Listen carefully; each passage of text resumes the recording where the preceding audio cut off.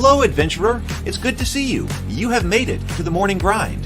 Welcome, welcome. It's the live stream at the beginning of the Geekverse, where we talk about all types of topics in geekdom, gaming, and fantasy, with an emphasis on being constructive and creating the things that we want to exist in the world. It's all on the grind, Sizemore. Can't be too fine, can't be too coarse. That's exactly right. There are a lot of adventures to be had today.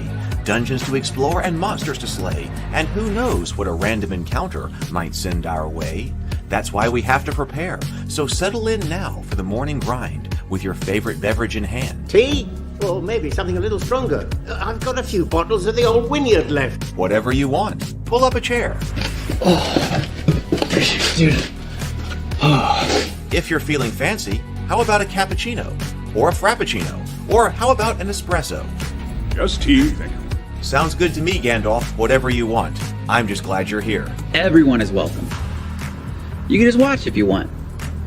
You don't have to worship anything you don't want to worship. Thank you, Mike.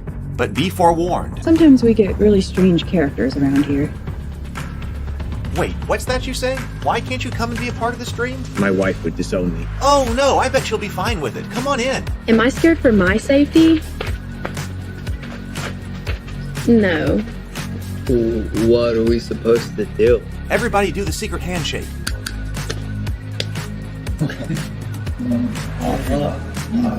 Secret cultist handshake.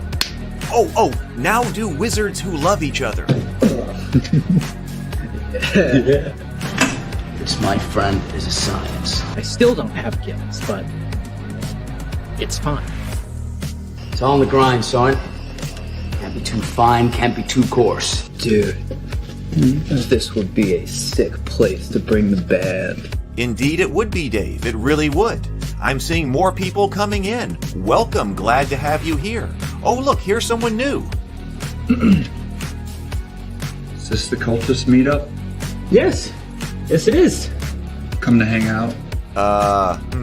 Please accept me. I have nothing else. Okay, we accept you. Everyone's welcome here. Brought some snacks. Well, that makes things even better. You want some coffee? I don't drink coffee. You sure? It's cultist coffee. What makes it cultist coffee? I'm a cultist and I'm drinking it. Oh. Then I'll have some. What exactly is going on here? I'm seeing more people coming in. Welcome. It's so great to have you. Oh, and look, here comes another stranger. Can we help you? Yes, fellow cultists. I could really use some food. Oh yeah? Welcome. We have donuts. Oh, it's me. I'm glad I'm here. I'm sure you have a few questions for me, though. What's your name? Who do you work for? What god do you worship? Great questions, Rob. I'm Steve King, and I worship Nyarlathotep. No, not really. I'm just Heath, and I won't be worshiping anything this morning. But I will be your host. Welcome to the office. We're going to have a great time. I've got my coffee ready, because now it's time for the morning grind. If you could become a fish, that would be amazing. Then I could command you with my mental fish powers. Hey, good morning, everybody. Good morning. Apparently, I am a bit flustered here, and I posted the wrong link to the Discord server. So I was sitting here, and Michael, I saw you were coming. I was like, I heard the noise that said somebody was coming in here on StreamYard. So Michael, so I hit the kick on you. Hit the kick. I was like, wait, okay, wait. Oh, what's going on here? So I deleted that. Did I just put the right link under the here? I was just let's see here, because then I noticed that's the right link. What is going on? Apparently, I thought I was more prepared than I was. Here's the right link to YouTube. So anyway, so there we go. So that's the right link. I don't know why I didn't even check. It didn't even occur to me. I guess I'm used to seeing the StreamYard link, and I just posted the wrong thing. So anyway, we will see. So here we are. I'm glad everybody found the YouTube stream. Good to see everybody. We've got a lot to talk about, including like major stuff, man, because doing this once a week, we get behind because Daggerheart just came out. So I believe it was Micah, and I think Tomocrat was also saying something about it. I noticed people were talking about Daggerheart. So we should at least take a look at that. We should, because I have not gotten to. I've seen peripherally. I have not even been here at my computer. It's a weird life now, not being at my computer every single waking moment of the day during the week, because I do have this. I've got an unboxing here. We can do an unboxing and initial impression here of Betrayal at the House of the Hill right here. So we can take a look at that. We can take a look at Daggerheart, and then Lynn. Is Lynn here? Lynn just asked in the Discord server as well about his dice numbers, because I know, and I thought that actually would probably go pretty well with what we're talking about here, because I noticed that when you're talking about Daggerheart, people were talking about dice and numbers and probability, and so that might actually go very well. So I'm sitting here. We'll just see how much we got time to do today. We can just go until, well, I've got other things I've got to do today. But we can just enjoy ourselves, talk about Daggerheart, Betrayal, and we can talk about Lynn's dice mechanics as well. So welcome, everybody. I hope you've got your coffee. Welcome to the office. Welcome to the morning grind. Let's see. James is here. We've got Zero the Blade. Good morning. Okay, Lynn is here. So Lynn is here. Yes. Okay, because I just saw that in the Discord server. Good morning, PH. Good morning. Dungeon Master. Good morning. Micah's here as well. Mike and Robert, good morning. There's Tomocrat. So good morning, everybody. So yes. James says he got his math wrong on this. Okay, so let's see. Let's try to get into all of these different topics today. Let's see. Let's see what we've got here.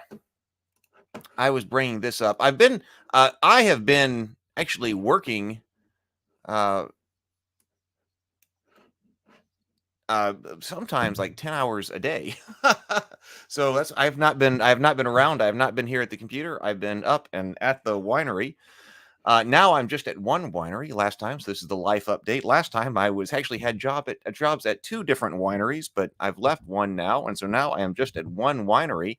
And yesterday, what happened was the first time I've ever done something like this, because this winery has a restored historic train that comes right up to it. And I'd never seen anything like this before. So it's a whole event that people show up and they get a train ride done by like basically reenactment conductors. That's what it looked like to me. Reenactment conductors on a restored train. And they go for a ride. I didn't go on the train ride. I just got on the train and looked around. People came up, like you hear the whistles like, oh, the train's coming when you're up at the winery. People come up, they get on the train, they go for a ride. We gave them a shot of whiskey because it's a distillery as well. So you get a shot of whiskey and then you go on the train ride and then you come back. And then we had a 2-hour wine tasting with, other, the charcuterie board and all of that. I've never done anything like that before. And so that was yesterday's experience. So getting new experiences. So that's what's been going on in my life, but that does mean that basically I've been here at the house the least in years and years and years because of that. So I don't know. So looking at changing things up again, but it was fun. It was fun. Mike says, yeah, it was fun. So I was looking for something like, okay, what can I do that's fun, that's different, and that place happens to not be far. So. James says train rides are huge in Pennsylvania and Ohio. Historic. I mean, Candace and I go on them whenever we can. We love it. Yeah. So I didn't know anything about this because he was, it was like they built a train station down there. Like they built a train station down there. At first I was thinking like Amtrak. Like what are you talking about? Like I know that the mass transportation system in this country is a bit ad hoc, but like. What like people are going to come in on Amtrak and then they're supposed to be like, do you want to like a wine tasting? Come on up. I don't know. The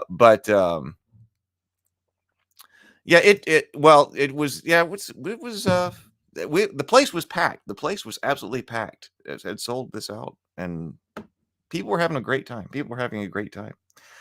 But anyway, that means that I have basically not done anything on the internet for a week, which itself is a problem. But I'm hoping that starting this week, since I'm only I left the first winery, so I'm only got one winery now. Friday morning, so maybe I'll be working less and having a more consistent schedule and be able to get life back on order again. But actually, a lot has been happening. So I was just trying to figure out what the table talk. So table talk this afternoon, I've got to, because this is my day off, so I'm going to be doing other things this afternoon. But there is a table talk this afternoon. So is it the Vineyard RPG?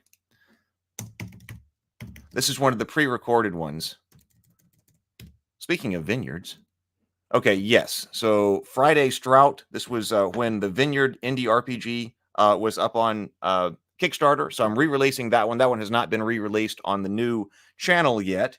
So that one's being released this afternoon. I am not sure what our table talk conversation is for Tuesday, but we will have table talk at 7 o'clock Tuesday night. Table Talk channel. I speaking of being behind on all things, I noticed that on the text message system, the text message group chat between Doug and Brianna and me, I've got I think 65 messages that something's been going on. So they've been talking about something, but I just looked down at my phone after I was like, oh my God, there's 65 messages. So I got to go through the 65 messages between Brianna and Doug on the text message group chat to figure out what our topic is going to be for Tuesday. So re-release this afternoon. Tuesday, Doug and Brianna will be on the show for some topic. It may be looking at corruption arcs.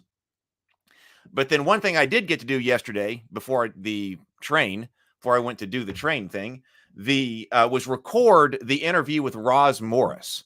And she is very interesting. We talked about ghostwriting, her experience ghostwriting. We talked about her method for writing stories, index card method, her index card method for developing the story structure. We talked about quite a few things. What makes things she liked Finding Nemo as well. And I said, oh, that's come up here. So she talks about her experience with Finding Nemo.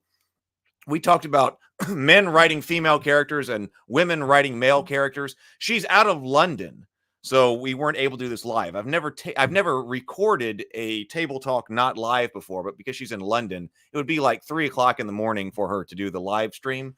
So I recorded it yesterday, and then on Thursday, I was making up the thumbnail. So on Thursday night, we'll put out the Roz Morris interview. So that will be a brand new one, even though it'll be pre-recorded.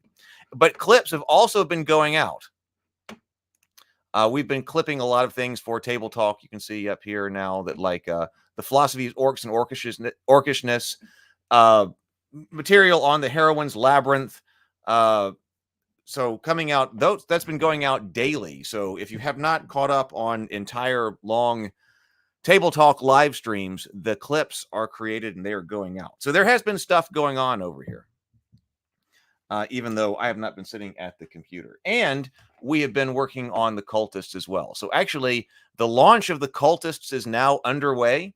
So the Cultists, if you are not familiar with it, is my show about modern-day Lovecraftian cultists who just want to worship Cthulhu in a world full of people who don't understand.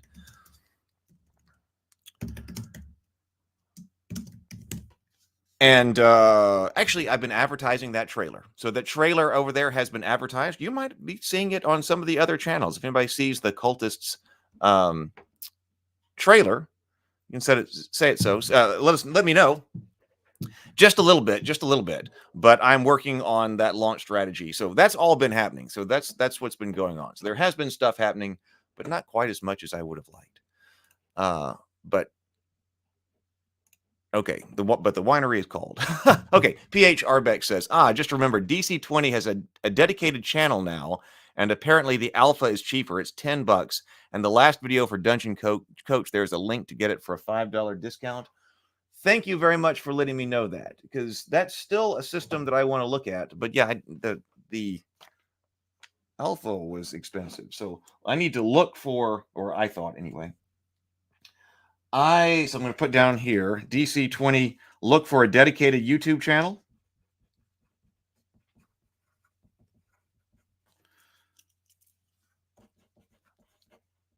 Maybe it's not a link that will expire. And a $5 link.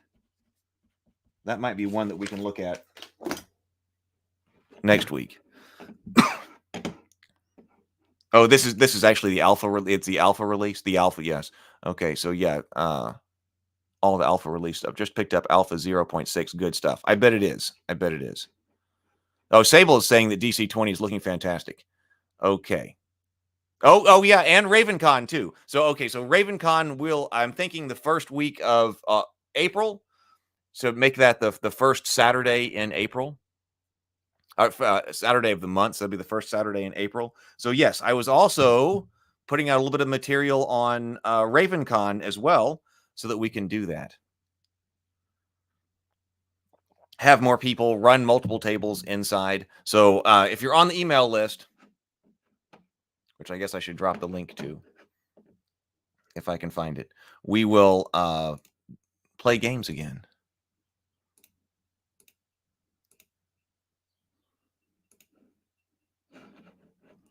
Here it is. If you're here and you're not on the list for RavenCon, that is our online gaming. Oh, James says, I already told the toy shop I'm taking off the first weekend in April. I'll be at RavenCon. And I told them at the winery that of course, that particular train day, I'm not going to be able to be there. So I'm not going to be able to help them with that. I said, that Saturday, I've got to be running something online. So they even know. So I need to get all of that going and get that system set back up. So here's the link that I just put in the chat. And this takes you to the sign up page. If you sign up there, then you will be on the list to be emailed as soon as RavenCon is ready. And then also, I mean, somebody might want to run this DC-20. Maybe we look at the DC-20 stuff inside RavenCon. Maybe somebody wants to play a game. And then also, I'll draw for a free ticket. I'll draw for a free ticket for everybody who is here. You can sign up, and then we'll draw a ticket again the weekend before, the Sunday before the next RavenCon. Micah also says DC-20 is great. Lots of stuff since the OGL scandal. It's awesome, either in or out of development progress. Wish I had my 4th alpha finished. Hey, Charlie. Hey, Charlie. Okay. What do I want to do first?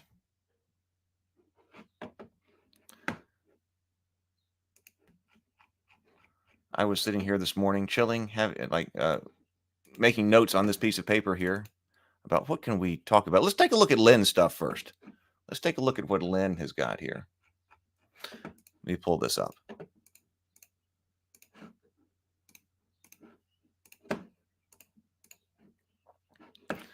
Okay.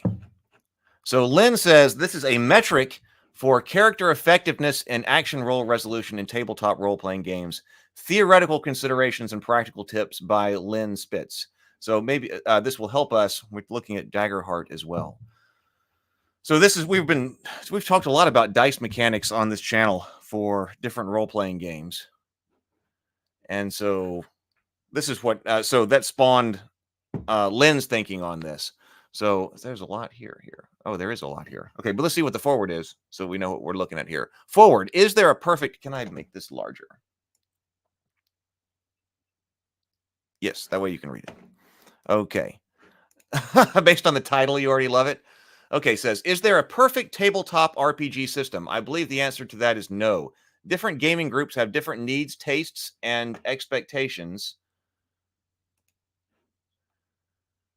So there will never be a one monolith, one size fits all perfect tabletop role-playing game system to rule them all. But there are certainly games that are perfect for what you want your tabletop RPG experience to be, and you just have to find them or design them if that's your thing.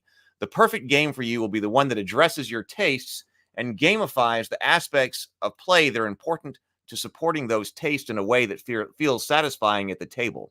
The perfect game for you won't do everything well. It will just do the things that need doing in your preferred genre and style well. To pick or design the right game system for you, it's helpful to know whether a particular die mechanic will support your preferred style of play, which is so much about what we have been talking about right here on this stream. In this essay, we're going to take a look at a critical component of tabletop RPGs, the amount of influence the action resolution mechanics chosen modifier system gives a character over the outcome of the character of the die rolls.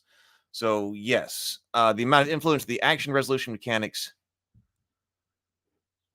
modifier gives the character. Die modifiers are the primary way that different levels of character skill are represented in most games, but it's the interaction between the random part of the roll and the modifier that's ended up being so critical. And understanding how they behave is critical to achieving your desired feel. Exactly. You don't want a mechanic that will make everything a cakewalk, and you don't want a mechanic that doesn't properly reflect the influence of a character's skill in the style you prefer as they advance in prowess. The goal is to find the sweet spot for the feel you are trying to achieve. Okay. Let's see. Okay, let's at least see what the introduction is so we can know a little bit more about what we're doing here. Action resolution systems adjudicated by die rolls have been the method of choice in tabletop RPGs since their inception over 50 years ago, and should not be surprising, and this should not be surprising since TTRPGs evolved directly out of earlier tabletop war games that have been employing dice to resolve the outcome of battles for centuries. Several game systems have experimented with other resolution systems ranging from playing cards to character karma, but the mainstream of the hobby has always favored dice.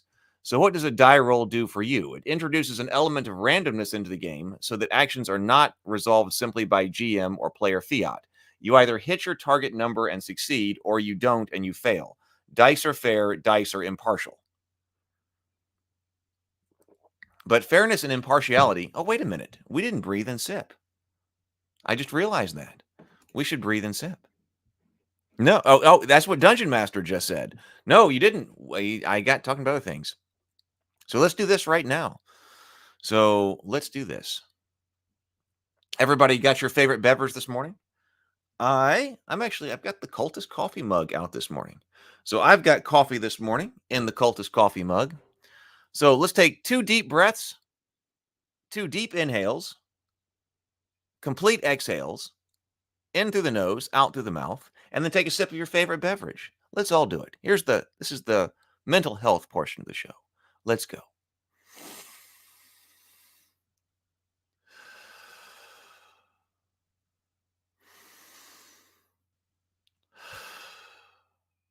And sip.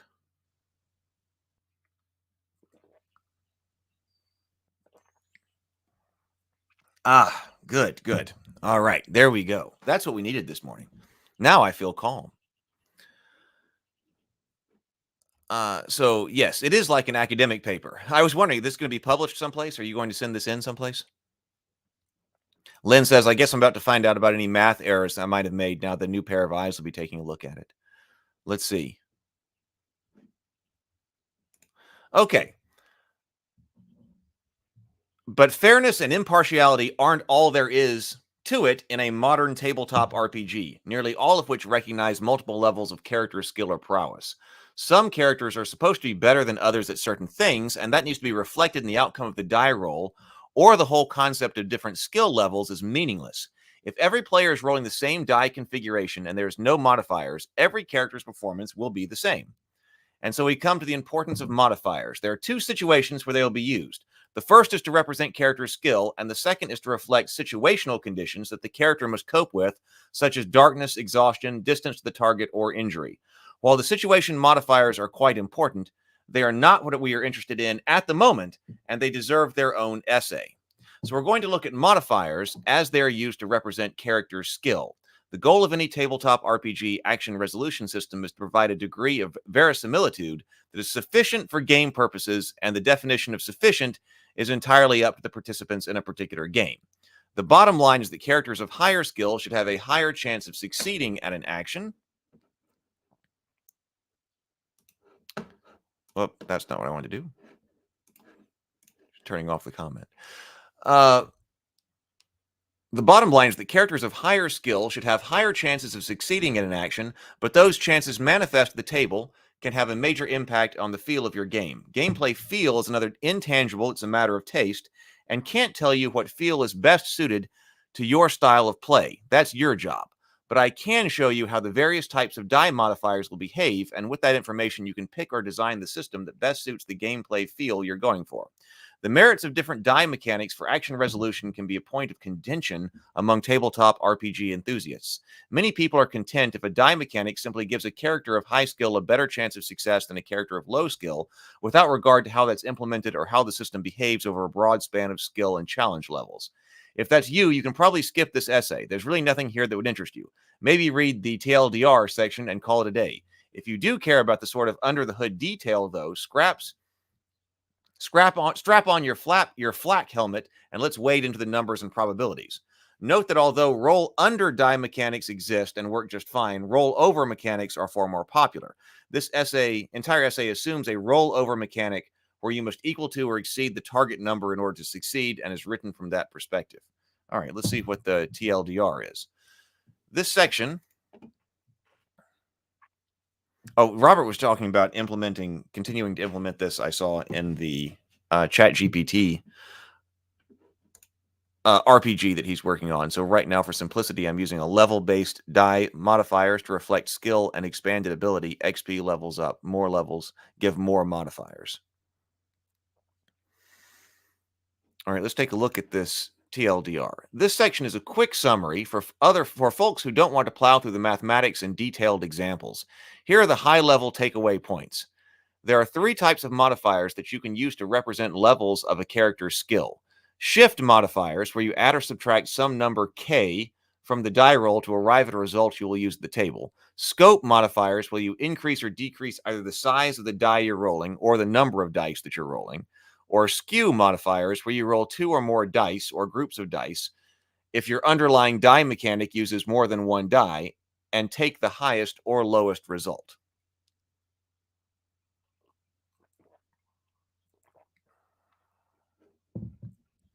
All 3 methods can impact the amount of influence the character's skill exerts over the outcome of the die roll by anywhere from a fraction of a percent to over 80%. There are, however, major differences in their behaviors. Okay, so shift, that's our basic pluses. Scope modifiers, that sounds a lot like, Dungeon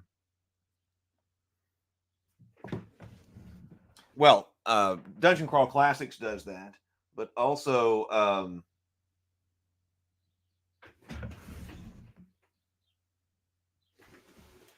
Cortex. Okay, Cortex. So Dungeon Crawl Classics and Cortex does that. So actually what we were talking about a couple of weeks ago for Fated Edge was basically this, but I was building them. We came to the conclusion to build the modifiers into the dice, and I like how that was going, but I think we were using shift modifiers. Skew modifiers, that's like rolling for the advantage or disadvantage. And in fact, actually, I noticed that some people, at least one person, was talking about this and wrote a rather extensive comment on one of the videos about just building skill like that your skill level determines the number of dice that you roll, like from 1 to 5, and you're just always taking the highest die.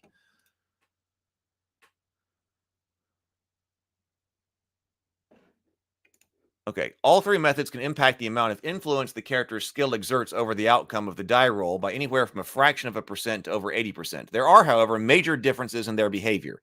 The influence from shift modifiers mirrors the underlying probability distribution of the die mechanic they are being applied to. Influence due to shift is always highest at the midpoint value of the raw die output range and declines in either direction as you move away from it. With 1D systems like the popular D20, there's a flat probability of getting any result across the entire range. So shift influence is constant across all result values for any flat probability 1D die mechanic. Shift influence will exhibit a bell curve response with multi-die mechanics. Right. All right, got it. Yep. Shift modifiers can move the die's output range, but can't affect the size of the range or the original probability distribution within that range. Yes, that's correct. So if you got a D20 and you're adding 3 to it, you've adjusted your output range, minimum 4 now, and then maximum 23, but the size, that range itself has not changed. Or, critically, yes, the original probability distribution within that range. Any target number is reachable with a sufficiently large shift modifier. The influence from scope modifiers is similar but distinct. You can move the output range. In fact, you have to. That's moving from a D4 to a D6 to a D8. But you can only do so by changing the size of the range at the same time. The probability curves change to match the new die configuration, but retain the shape and properties of the original curve. A flat line remains a flat line, 1D mechanic. A bell curve remains a bell curve. Okay, so if you're talking about, I don't think we've ever actually mentioned that. I think every time, well, that's not exactly the Cortex system. It's a dice pool system, but as I recall, you might be able to put in 5 dice into your dice pool, but you're not counting all of those dice. I think you were only looking at, was it one for the outcome and 1 for an effect die, or was it 2 for the outcome? I don't remember. But I don't think we've talked about, I don't think I've seen a system where like you're rolling like in GURPS with 3d6, but you could be rolling 3d4 and then you go up in skill and you're rolling 3d6 and then 3d8 or 3d10. I haven't ever seen that. That's interesting. So this was just Lynn just sent this to me to share. So I'm not sure that it's up anywhere right now. I'm sure that a lot of people are going to want to study it. Okay, Cortex is roll X dice, keep 2, and choose 1 outcome die. The outcome die. Okay, so it's keep 2.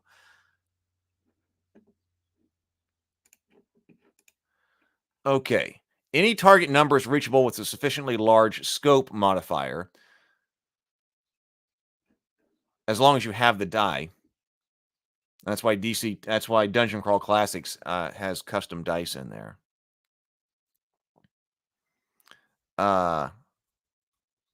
I think in L5R, the playtest picks out at least 1 die and up to a number of dice equal to the ring rating on the roll to keep. I'm not sure what L5R is. The influence from skew modifiers is the greatest near one end of the range, either the high end or the low end, depending on the modifier, but whether the modifier is positive or negative, and reduced at the other.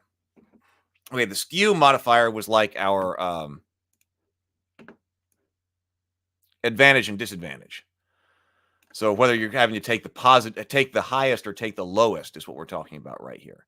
Skew modifiers cannot move the output range at all, so you're stuck in the original range box. That's like rolling 2d20, picking the highest. Okay, you can't roll higher than 20. Defined by the die mechanic and can never hit the target value outside, and it can never hit a target value outside of it. The only thing skew modifiers do by themselves is to rewrite the probability distribution within that range to favor either the high end or the low end.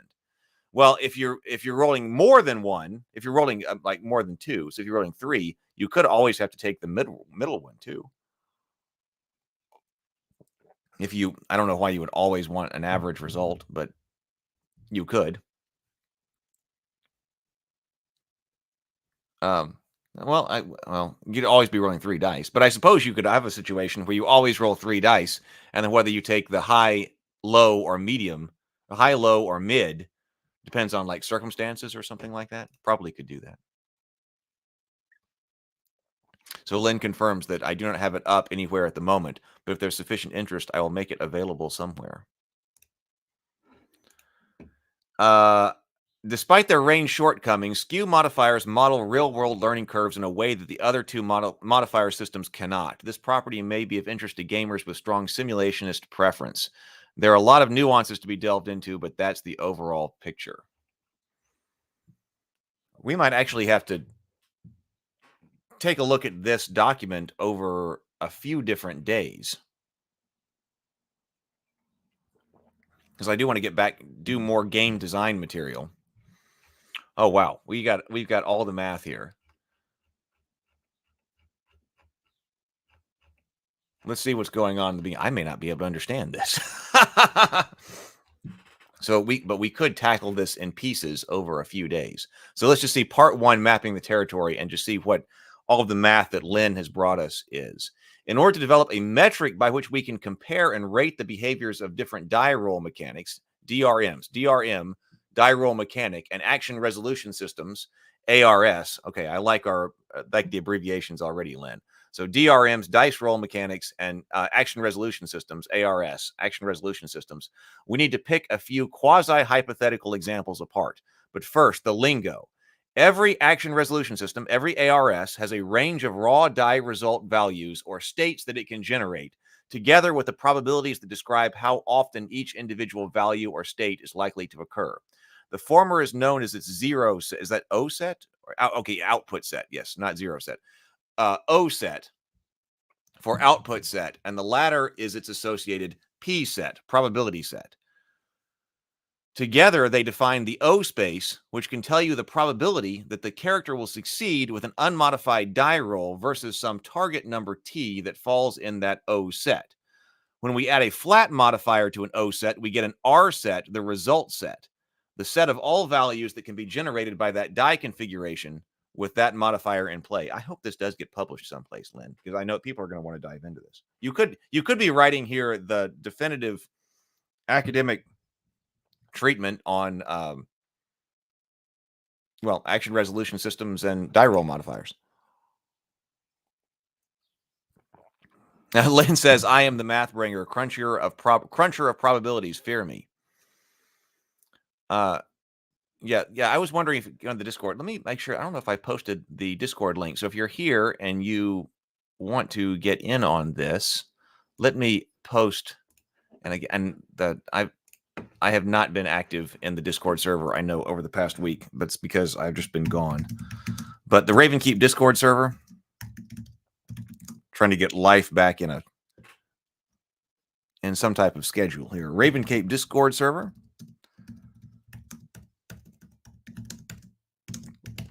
If you're here, so yes, Lynn might put a draft there.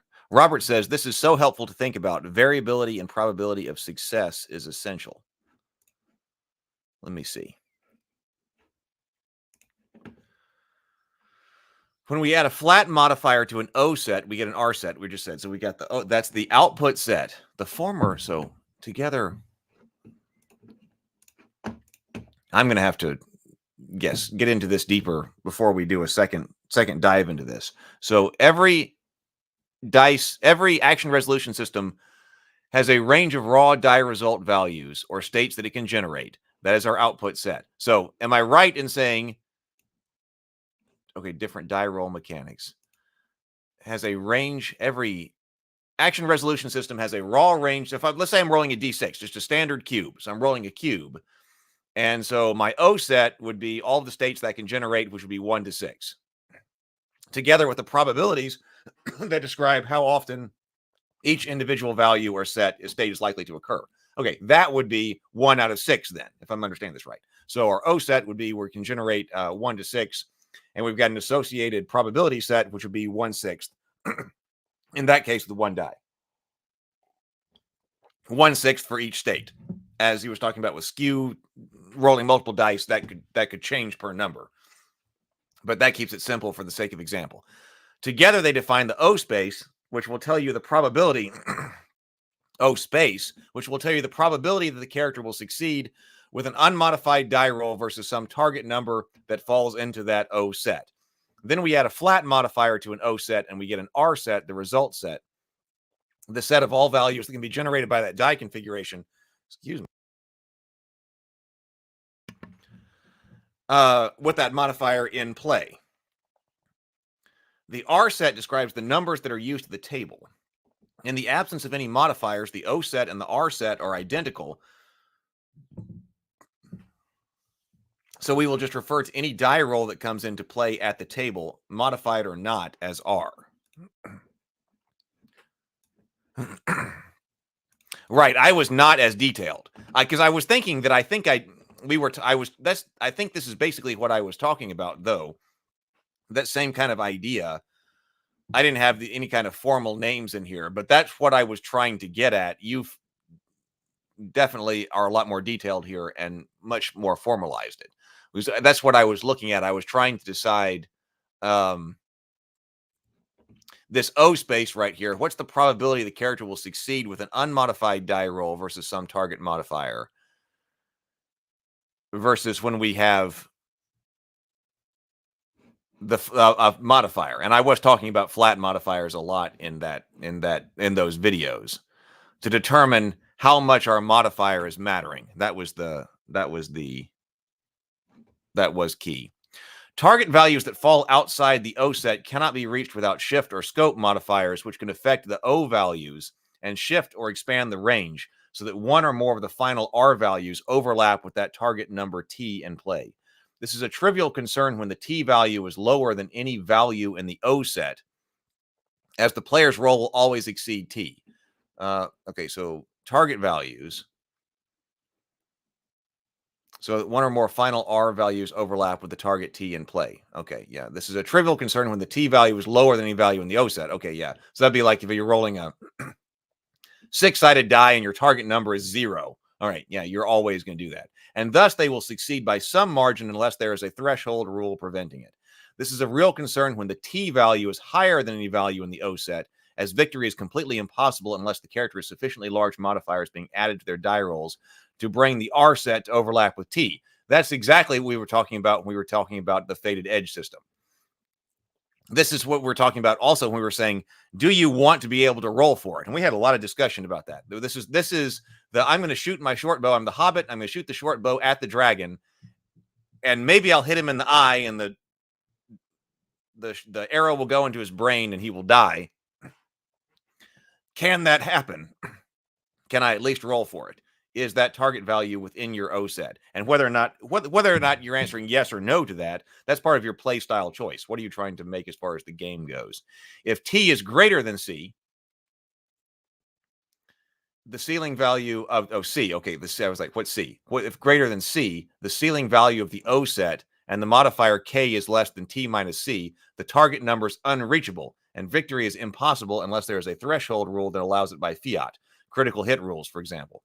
For the moment, we're going to set aside any considerations of threshold rules and focus on just the modifiers. Yeah, Lynn says, you are looking for a way to compare dice mechanics and figure out how much influence the character's skill had the outcome on each one. Right, exactly, yes. It was, in fact, the direct inspiration for doing this deep dive. Well, this is amazing. This is quite the deep dive here. Let's see. What are our...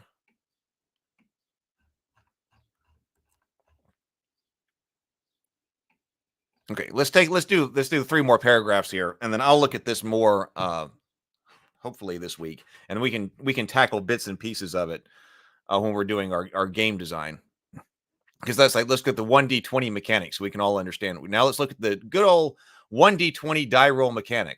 Although it's not the only one out there by a long shot, it's highly popular, and chances are you've played a game that uses it, or at least know about it. In a 1d20 system, the only die used in an ARR, action resolution roll, such as to hit an opponent in combat, is a single d20, as the name might suggest. This generates an O set with 20 possible values or output states from 1 to 20, distributed evenly along the probability space. There's a flat 1 in 20 or 5% chance of rolling any R within that range. It follows that any modifier K, whether positive or negative, will shift the chances of victory by exactly 5% in one direction or the other relative to any given T value. Reachable target numbers in the absence of any modifiers may range from 1 to 20. Let's start with T10, a nice middle-of-the-road difficulty. The victory condition is that the character must roll a 10 or higher on the 1d20 to win. The situation here is very straightforward. There are 11 result states or R values on the die ranging from R10 to R20 that will result in a victory. 11 out of 20 or 11 states times 5% per state if you prefer, 55% chance to win. Win state versus failed state, he's got up here in red and green. Win states versus failed states for D20, no modifier, and a target modifier for T to 10. Okay, I'm glad I'm understanding so far. We're about to get into the T sub O. Let's formalize this. So this will be nice if we can understand this.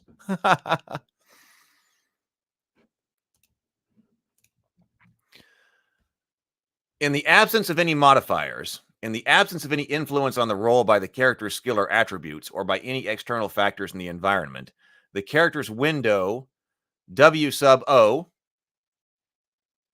character's window, W sub O in T space is the interval 1 to 20, which is just the unmodified O set of the die mechanic. The lower bound is F, the floor value, and the upper bound is C, the ceiling value. Formally, these are F sub O and C sub O, the zero state, floor, and ceiling, since they're unmodified at this point.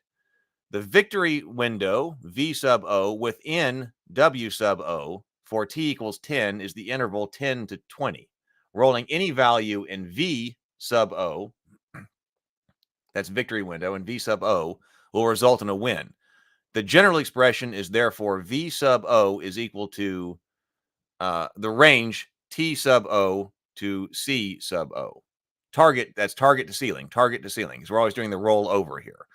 The character's effectiveness, E sub O for the D20, is the ratio of the span of V sub O over the span of W sub O star. Where is that? Actually, I don't see an asterisk down here. So the span of the win, W sub O, is 1 plus the ceiling minus the floor, or 1 plus 20 minus 1 is equal to 20. The span of which the victory window overlaps the W sub O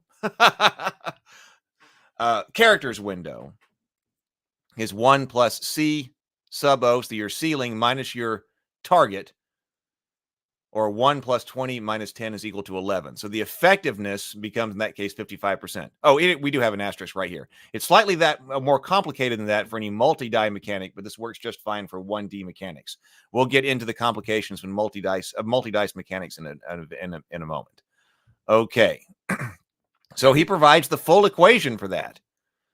The full equation for unmodified 1D dice rolls is E sub O is equal to 1 plus C sub O minus T divided by 1 plus C sub O minus F sub O. This equation works for a single die of any size. For F sub O will always be 1, and C sub O will always be the number of sides on the dice. Okay, well, I'm actually glad that I understood that. Okay. So I usually pronounce them W naught. Okay. Okay. So it was supposed to be W naught and C naught. Okay, now we know. We've got that. We've got to make sure we have the official pronunciation down. Okay. So I do understand what you're doing, and I understand where we're going. There's a lot here. So I will continue with it off of the stream. I'm going to leave it open here. And then I'll come back to it, and as we tackle more of the Fated Edge system and things like this. But yes, I am sure there are a lot of people who want to dive into this in a big way. And if there are, we've got tables too. Okay, there's a ton of stuff here. I'm sure there are people, yes, in the Ravenkeep Discord server who would love to take a look at this. There are probably a lot of people in a whole bunch of, the people in the Discord server, our community here, may be able to look over all of the math and figure out what's going on here. Effectiveness of a D20 positive skew versus various target numbers. Wow. Before it goes someplace for publication. Here's 2D10. Yeah, people loved I thought that the 2D10, I thought I was going to be using 2D10. Of course, this is for the skew. This is not for generating a probability curve by adding them together. You're talking about the skew modifiers. That's interesting. I want to take a look at that. But I thought that I would be using 2D10 for Fated Edge, but turns out I was wrong once I ran all the math on it. Oh, tables. This is incredible, Lynn.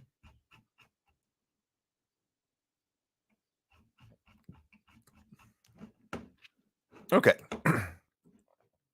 Everybody's like, it looks like any dice tables, is it? That's probably a great way to make it. So yes. Okay. All right. So Lynn, thank you for sending this. We will continue with this. It looks like there's a lot of interest in it. Great community. So if you're just coming in, we were just looking at what Lynn in the comment section had been formalizing our dice roll mechanics, understanding our dice roll mechanics. I'm about to do an unboxing here of Betrayal at the House of the Hill. I want to take a look. I downloaded the Daggerheart stuff. Let's hold Daggerheart. Maybe Daggerheart can be our main topic for next week, because I have not looked at it at all yet. But at least let me open it up and at least see what it is, because it was free. Daggerheart, like alpha or beta, I'm not sure what it is, but it's free. Before the stream here, so we'll take a look at it. I was sent this too. I think this is a separate game. I think these are. It's not an expansion. I don't think. I've got both of them. We may just have time to open up one today. So we'll look at Betrayal, and that'll give us something for next week as well. Let me see. I noticed that several different things were downloaded when I downloaded Daggerheart. Oh, Daggerheart's like 300 plus pages. Good morning, Moonswan. Good morning. Yeah, so let me see. I was just downloading. It came with a bunch of downloads. Let me see what's here for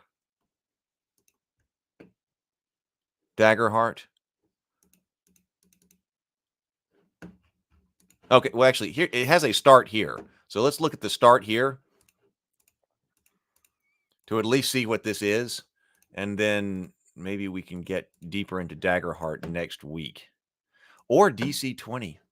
We will see. So this does say Daggerheart. This was part of the download on Drive-Thru RPG. Daggerheart, start here, directions. These materials are from March 12th, 2024. Before starting each session, we recommend checking to see if there are any updates. Welcome to the Daggerheart open beta playtest. Gathered here, you'll find the materials needed to start playing your own game. The Quick Start Adventure is a great place to begin. We built it to streamline play for those who are learning Daggerheart. It includes a 3-hour adventure, a walkthrough of core rules, and 5 pre-generated characters. That would be perfect for RavenCon. For GMs, we have a folder just for you. Within it, you can find all the sheets you'll want to reference for character creation, campaign maps to start your adventure, and a folder with every card in the game. If you're playing in person, don't forget to print the action tracker card. All other cards need to be found in the player materials. Oh, well, we probably do need to take a look at this in deeper detail, because I wonder if this is something that could be built out in playingcards.io. So if you're using cards to make it easy to play during RavenCon. For players, there's a folder for each class that contains all of the print and play materials you'll need to begin making your character.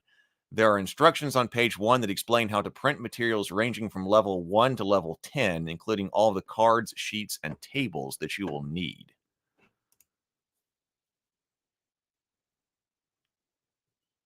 Yeah, the 300 pages, the Daggerheart, yeah. So that's what it says we've got here for players. And then I do have, so I've got a Daggerheart Quick Start Adventure PDF.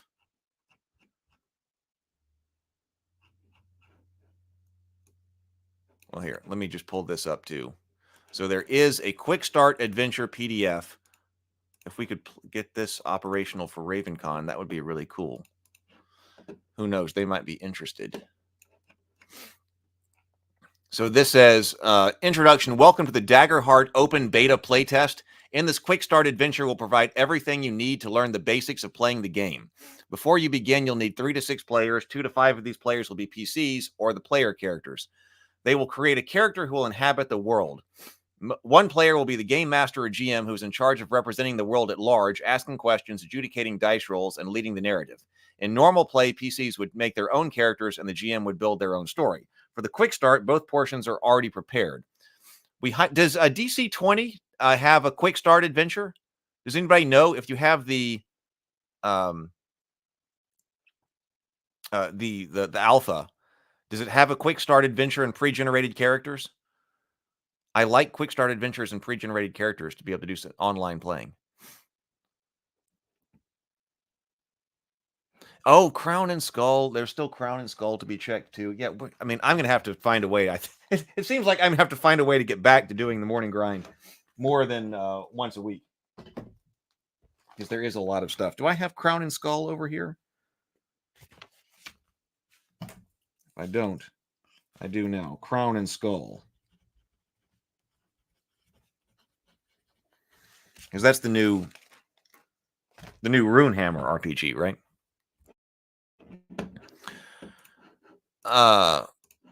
Let's see. Materials. So many games to play. Along with the printed, so what do you need? Along with the printed version of the Quick Start Adventure Packet, you'll need pencil for each paper and a pair of scissors. A set of polyhedral dice. A set of 2 D12s of different colors. Ideally, 1 set per player. A handful of character tokens, at least 7 for each player. These can be anything small you have lying around that won't be confused for dice. Right. I would have to buy the alpha. Right. I'd have to buy the alpha. But it might be worth it if it does come with some kind of quick start and characters, if anyone knows. 10 fear tokens for the GM. These can be anything small you have lying around that won't be confused for dice. So that's interesting that you've got we've got different tokens. We could totally set that up in a digital tabletop environment. Start by the GM reading the Sablewood Messenger section to the right of the players out loud. Okay, well, I don't think this is going to be too much of a spoiler because this is what's supposed to be said at the beginning. Marlowe Fairwind, the right-hand sorcerer of King Emrys, has gathered her most trusted allies to carry out an important package to Hush, a small village within the ancient forest of Sablewood. The crate is large, heavy, and sealed with magic, addressed to the White Fire Arcanist.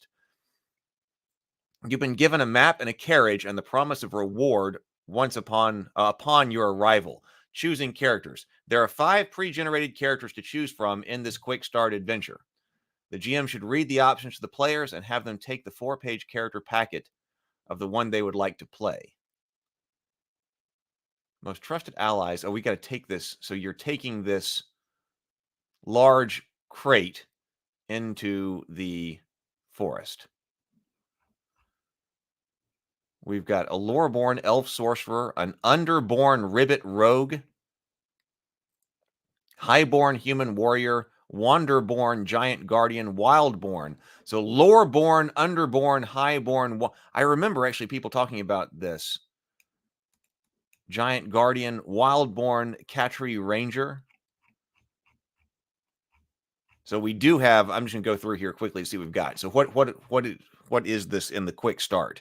So we do have character information. We got a character standee. That's why we scissors here, so you can makes a character stand up for you. Connections, you write that down. So this is still Marlowe Fairwind. Agility, strength, finesse, instinct, presence, knowledge.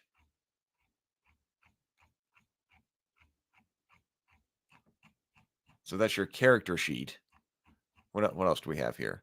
Hit points and stress. Start at minor 3, major 8, and severe 30. HP, we've got a stress track as well. Hope is something that we're marking down here. Spend hope to use an experience or help an ally.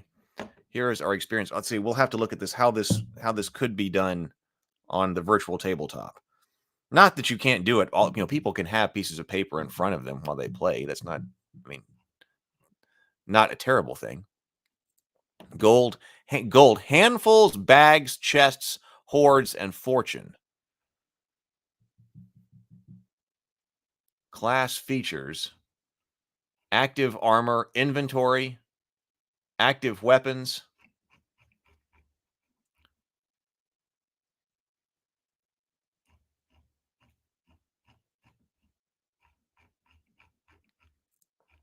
Are you supposed to cut this and slide this out to the left of Marlowe's character sheet? Oh, okay. So I like this.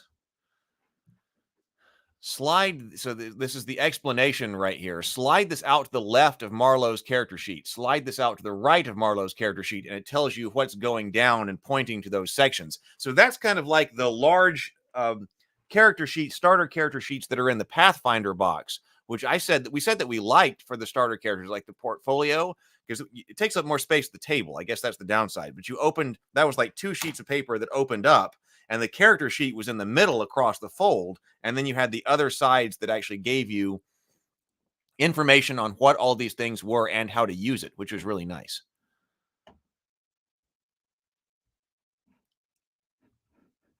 So yeah, so let's see. Okay, so Lynn says, I have the alphas through 0.6, and the game is at a playable point already, worth the investment, I'd say, if you're curious about it. Sable says, one thing I don't like about Daggerheart is that you've got all these cards, but they're totally cosmetic. There's no game mechanics, at least of yet, that involves drawing, adding, or removing cards from your dashboard. So why have cards at all? Huh. PH says they also use cards for some skills, I guess. I don't know how does that work? Do they have repeated cards for characters with the same skill of a PC? Or for a PC, can't have the same skill the other PC has? That would be bad. That feels I'm not sure what they've actually done here. But if you're going to have skills on cards, what if somebody does have the same skill? I mean, unless the game is designed that the characters never duplicate a skill. I mean, that could be the case. But if it's the other way, that strikes me as like the equipment cards, the decks of equipment cards that we get, and there's one short sword in it. Now, I see. I did try to fix that. That was a little bit of a slow part I noticed on Shadow Dark. We were playing at RavenCon because I put out everybody's cards, so there had to be multiple long swords. I put out everybody's equipment using cards. That way you could track slots because it's a slot-based inventory system, which actually, when we were playing at RavenCon, didn't actually come up. The inventory limits, but I was prepared for it. But actually, that was a slow part of getting organized. You can get playing Hero Quest pretty fast, but trying to get all of your cards for your inventory, and of course the cards said on them, what that piece of equipment did, but getting all of those cards ready was a bit slow. So I wonder if it would be the same kind of problem here. James says there's a lot to track in Daggerheart, and a bit of it feels like it'll slow the game. I haven't played it yet, though. So PH says if you roll and the hope die is greater than the fear, you gain a hope token. If the fear is higher than the GM gains a fear token.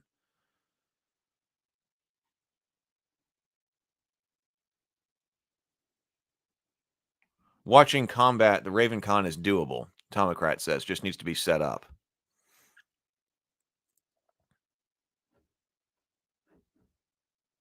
Yeah, Mal's Ritter handles physical tracking the best of any game I've ever seen. We need to build out Mal's Ritter. Sounds like Daggerheart is heavily into niche protection that has its pros and cons.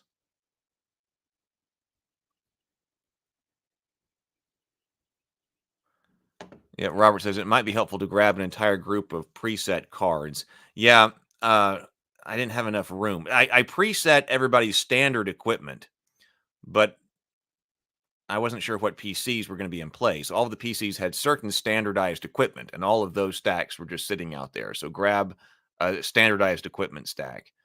But I didn't have armor and weapons. But on the other hand, it might not have been important.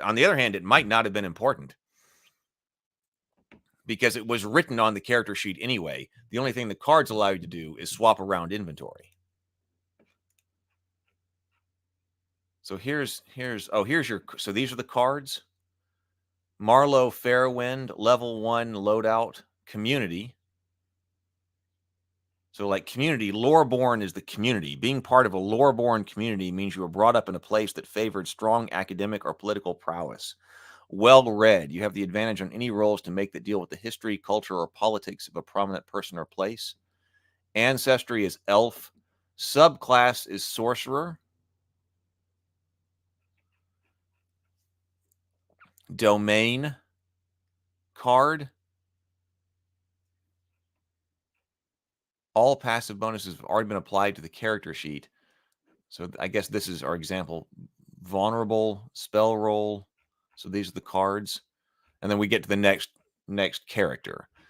Well, that could be built out. See, in this case, is probably not as difficult because didn't we have 10? We have a lot of Shadow Dark characters because they could have died. So that was my thinking. We could have, but here we've got 1, 2, 3, 4, 1, 2, 3, 4, 5. There are only 5 characters here. So potentially having their cards sitting there all ready to play and pick them up and not have to shuffle through decks. That could work. That could work. There's enough space sitting there to do that with. So that's got all of your character stuff. Characters.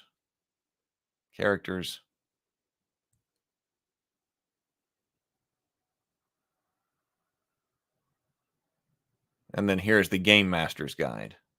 Okay, so actually more than half of this document is all the character stuff. And then you get into the Game Master's Guide.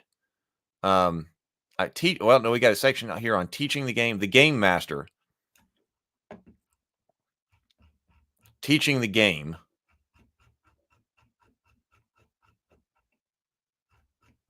I guess that's their NPC. Teaching the game. Okay. So we could probably, I'm not going to do this today, but this is a good point. We could go through this.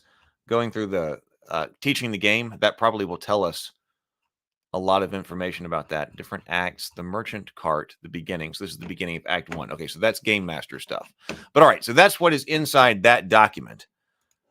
But there's player materials, has like 300 pages worth of stuff. Player materials comes in a PDF, a zip file.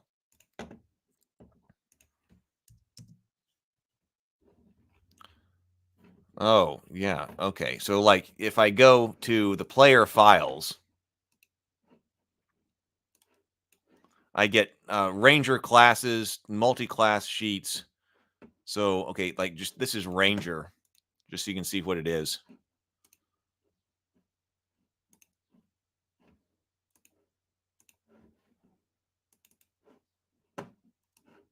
Bring that up right here. So, for instance, I went to player files and I brought up Ranger.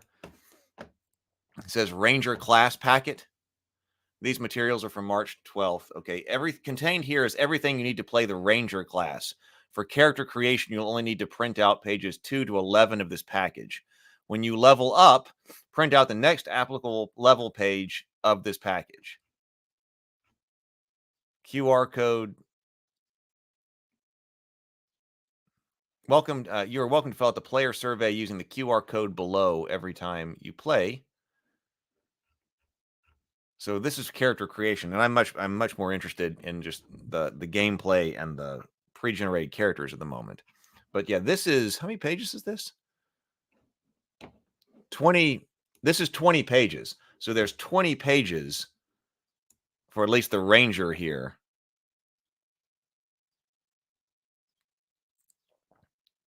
About playing the Ranger.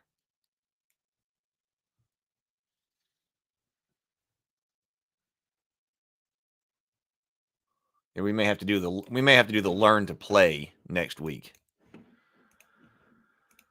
James says, I 75% like how they do armor in Daggerheart. Charlie says, I think the cards in Daggerheart assist with not having to write as much stuff on the sheet. A lot of skills overlap in different classes. Skills will overlap. There are power cards, and there are also that are also like attacks and spells.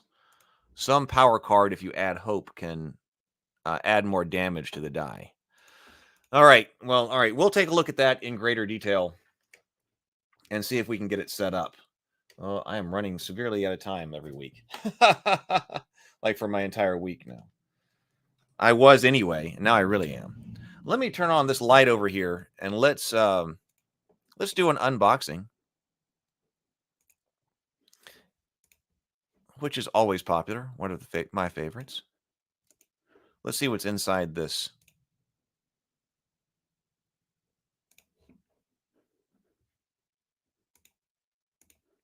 Inside this box. There we go.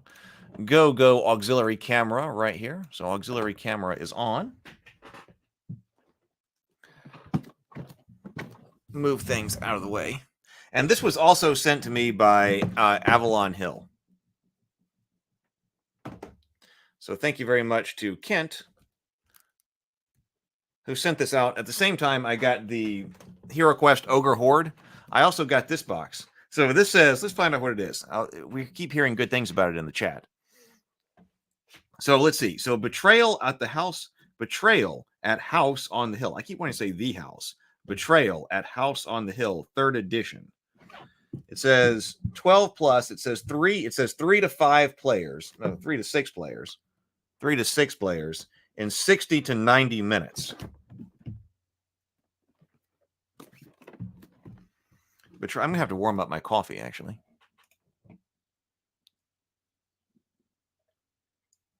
In fact, let me do that. Now is the perfect time to go fill up your drink, and then we'll take a look at the back of this. Hang on, I'm gonna grab more coffee. Oh, it's time for a Yeti hug break. Yeti hug break, Yeti hug break. Everybody go hug yo Yeti and show yo Yeti some love.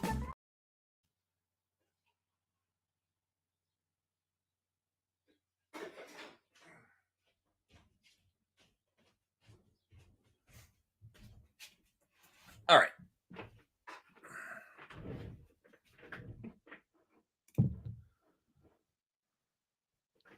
All right, this says, it's the house of your nightmares. The house on the hill sits abandoned, its windows staring blankly out at the world. No one can remember who lived there or what happened to them. Now, a fearless group of explorers has been drawn to the house for different reasons. Some received mysterious invitations, very classic right there, while others are investigating unexplained disappearances. A few have simply come to check out a cheap fixer-upper.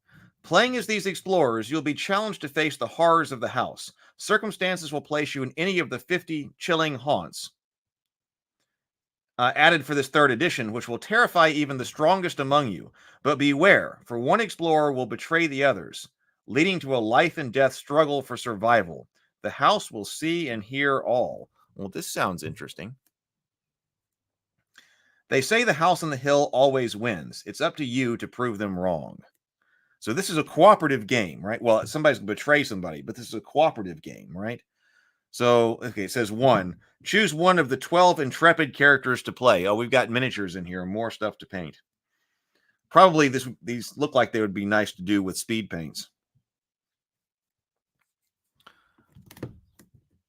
So you played this? It seems like a lot of people know this game, and I just don't. Choose any one of the 12 intrepid characters to play. 2, pick a scenario card. It will tell you why you're in the house and which of the 50 eerie horror-filled haunts you will play. 3, investigate the house by placing tiles to move from room to room. 4, play item, omen, and event cards that help or hurt your chances of survival. And then 5, immerse yourself in the story of the haunt, reveal the traitor, and fight to succeed.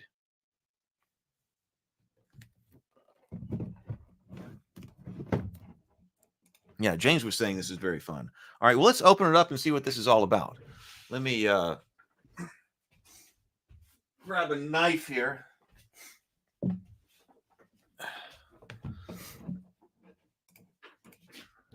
So Lynn says, I suppose betrayal is just negative cooperation. So there's that. I guess so. I don't think it must not like require a Zargon or something, right?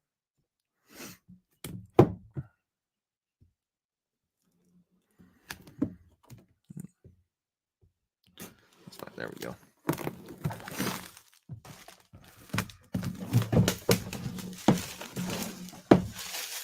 All right.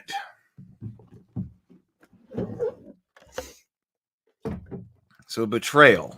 All right. So we've got punch boards here. These look like the rooms of the house. Ground floor staircase, hallway, entrance hall, basement landing, upper landing. I was wondering. I call this the Orc Slayer. I actually, when I ordered this, I ordered this a long time ago. I love this knife, but I didn't realize how large it was. Like when I ordered it, I was looking for something that was like a sheath knife. I wanted to get a sheath knife, and well, yep, this is a sheath knife, definitely. I mean, there you go. But a little bit less practical than I was looking for, so I went and got a different one. So yeah, so betrayal is cooperate until the twist, and then it's opposing. Okay. So the rooms are different every time you play. So we got ballroom. Wait, there's something on the back here I noticed. Upper landing, basement landing, ground, upper ground, upper ground. So there is something on the back. Maybe you get out a certain number of types of rooms. Ballroom, panic room. Oh, ritual room. Oh, we need the ritual room. Chapel. Oh, when you discover this this tile, gain 1 sanity. We're going to be going insane in here. Okay, we got a panic room. When you discover this tile, if the secret stair tile has not been placed, find it on the tile stack and place it in the basement. Then shuffle the tile stack. Specimen room. Oh, soundproof room. Laboratory. So there's secret staircase. Oh, I have a feeling I'm going to like this. Dining room. Larder. Laundry chute. Game room. Primary bedroom. Mystic elevator. Gymnasium, observatory, operating theater, library, statue corridor, tower, nursery, underground cavern, underground lake, organ room, vault, winter bedroom. All right, we've got different tiles here. Secret passage. Mike says, I try to avoid going into anyone's home that has a soundproof room. We said library, right? That was library. I think I saw a library. Did I not? We actually have junk room down here. We've got a kitchen. We have collapsed room too. Maybe that was the library. Specimen room. Seems like there has to be a library. Observatory. Primary bedroom. Oh, I didn't see this one down here. Operating theater. Oh, no, listen. They've got a game room, though. Oh, library. It is up there. Yeah. So library was there. Also, now, organ room. The organ room, that's actually an instrument, not a different kind of organ, not people's organs. Although that sounds like something that might be in here. Winter bedroom. Okay, so we've got secret passage tiles, trap tiles. Oh, we've got some kind of trap here. Blood tokens. We've got a bleeding. No, not that bleeding. Blessing. Heroes on this tile roll +1 die on their traits. Contract over here. Blood, fire, might, sanity, knowledge, and speed. And this looks like our characters. Let's take a look at this. Joseph Brosef Hooper. Age 25, birthday February 25. Hobbies, poetry, football, GPA 2.5. Looks like we're going to set some type of tracker in here because we've got speed over here. Speed, might, knowledge, and sanity. And it looks like there's a punch out here to put some kind of tracker or slider over here. Whereas this is Persephone Pullery, age 49, birthday April 15th. Hobbies, camping, and fragrances. Years in business, 15.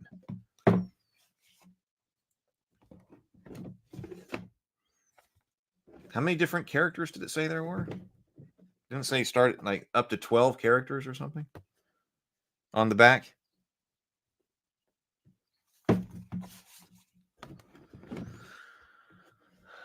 More tokens here. Switches small monster, head of the house, vampire, giant hair monster, ghost shark, demon construct. Oh, what was on the back of the characters? Oh, it looks like the same thing. Oh, no, they're a little bit different. Sammy Angler. Oh, I guess that's why they're 12. Oh, no, they are different. Because, like, this is Sammy Angler. Jaden Jones over here. Anita Hernandez here. Issa Valencia right over here. Okay, so those are different.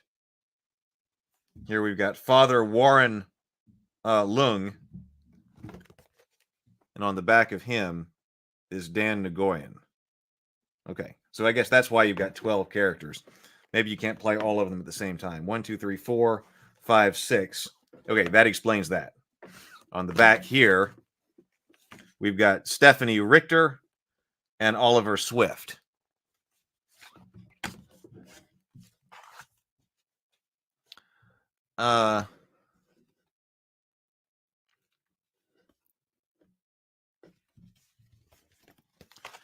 More rooms: cramped passageway, crawl space, furnace room, gallery, graveyard, and guest quarters. Charred room: chasm, catacombs, bloody room, the conservatory, and the armory. When you discover this tile, reveal cards from the top of the item deck until you reveal a weapon. Take it and bury the rest.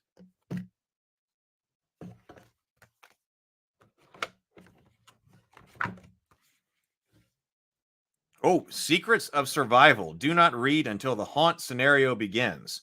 Okay, so we will not read that.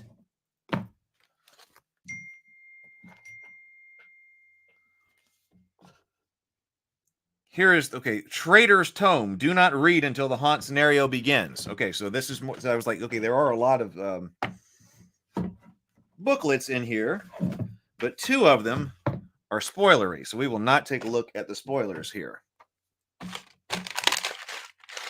Game pieces. So this is the rule book right here. Not too bad, not too bad. Hang on.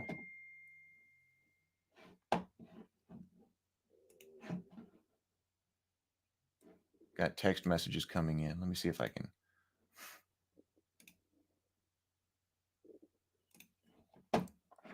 turn those clinks off. Yeah, I was hoping that the soundproof room is for recordings, for a recording studio. All right, so what else do we have in here? So we've got characters. It looks like these would, in fact, be ideal for doing speed paints on. This seems like it's nice to sometimes have game boxes like this with miniatures. They just have a few miniatures on them that can be painted quickly and easily. And it's always nice to open a box like this and go, oh, look, the miniatures are painted. So it looks like there are 6. 1, 2, 3. There are 6 miniatures in here. We've got 12 characters. I saw on the back of the box that we had like 6 miniatures. And I was wondering what was up with that. Does the bottom come off? It does. So we've got a color here. And you snap in here. I noticed we got colors on the people, right?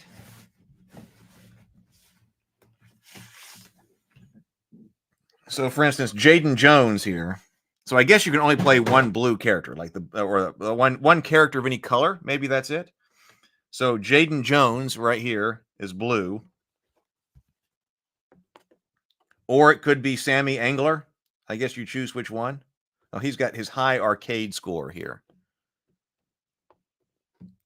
So I guess that's it. We've got 12 characters, but 2 of each color. Maybe you're only supposed to have 1 of each color in play at a time. Hey, good morning, Jason. Good morning. My speed paints. Yeah, the speed paints are by Army Painter, which is how I've been painting a lot of the Hero Quest. Not all of it, but a lot of the new stuff. The speed paints. Well, they're Army Painter's version. This is the contrast paints that Citadel is putting out. But the speed paints, I'll show you a bottle of them, are sitting over here. Is that a speed paint? No. Speed paints are sitting over here. Yeah. They look like this. Here's an example. They're supposed to go on with one coat and do your highlighting and your shading in one coat, especially if you use something called the slap chop method. If you're look up the slap chop method on YouTube of painting miniatures. I was using that for some of the Hero Quest stuff. Fun to just sit down and paint and get a box finished, but that's what they look like. These are by Army Painter, so they say speed paint on them. So this is Zealot Yellow, and it's supposed to give you your base color, your highlight, and your shade all in one. But if you paint over a dry brush, we were doing like a black. No, I think we were doing a medium gray primer and then dry brushing with white, and then putting on speed paint. It worked pretty well. We were getting a technique down. Heath is good at painting these things. We used to have a productive day where we would just paint some things and listen to a discussion. Yeah, we should. That would be fun to do again. It's hard to do painting just once a week. I don't know. Maybe we'll get other things going here. All right, but that looks like what we've got here. It would be fun to open this up and have a painted miniature.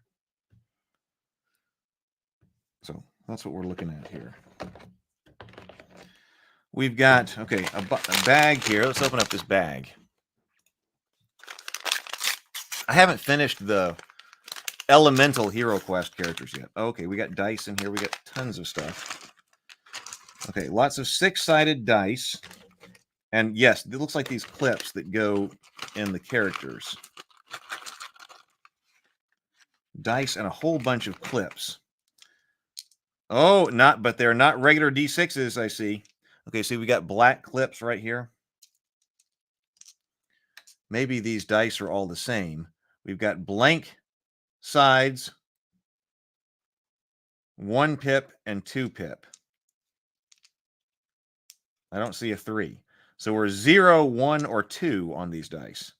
Let's see, 2 blanks, 2 1 pip, and 2 2 pips. So it's like a D3.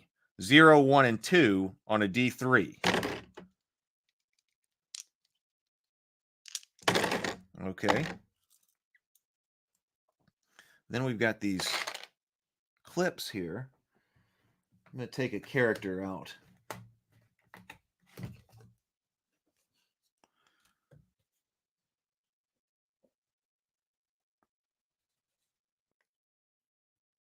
Oh, I'm not sure how to put this on.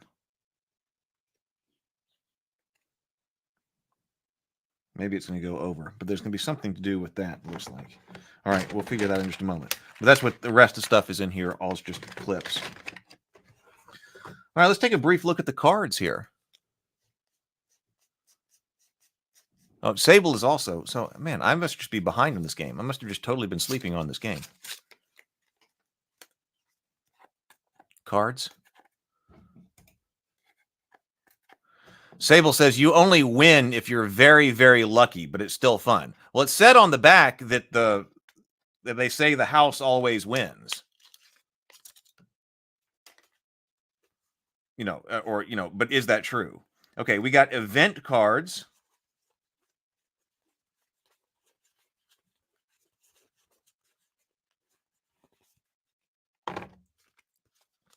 It's been around for quite a long time. Well, I saw this said the 3rd edition. I don't think that it's just, for some reason, it's not been on my radar. Okay, event cards.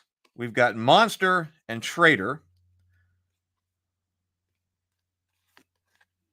Oh, okay. This is Monster reference. Traitor reference. Traitor reference. Your explorer is still in the game. You are the traitor. You are not required to draw an event card when you discover a tile with an event symbol. If you choose to draw an event card, you must resolve its effects. You do not take damage from tile effects. The haunt will tell you how to win. Player reference. Player reference, player reference. Paranormal investigators. You're a ragtag team of paranormal investigators. You're all here because there's something wrong with this house, but what?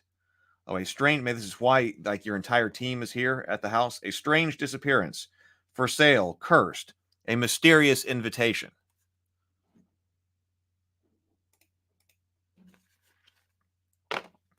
Okay, omen cards. This doesn't say these are secret. Like omen, okay, idol. The idol is made out of a strange, worn stone.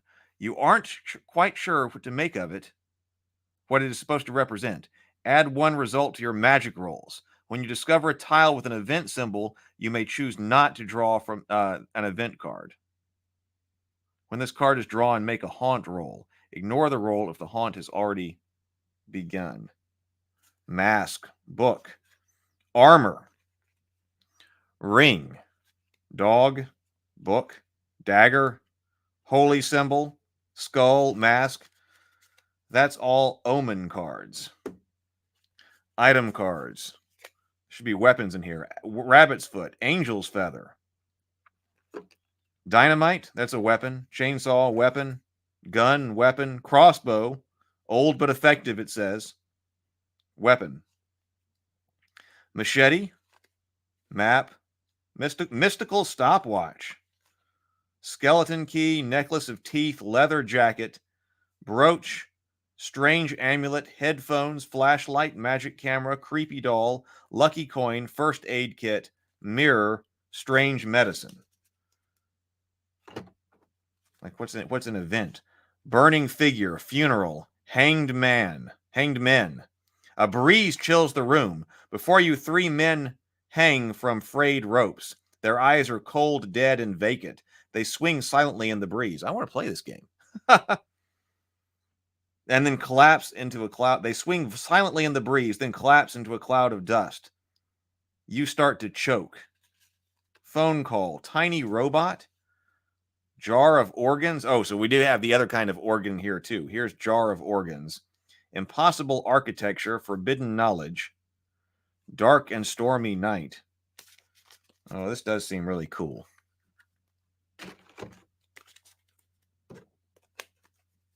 So has everybody here played this? Except for me? All right, let's take a look here. In fact, I wonder if the Betrayal 3rd edition rulebook is online. Let's just see.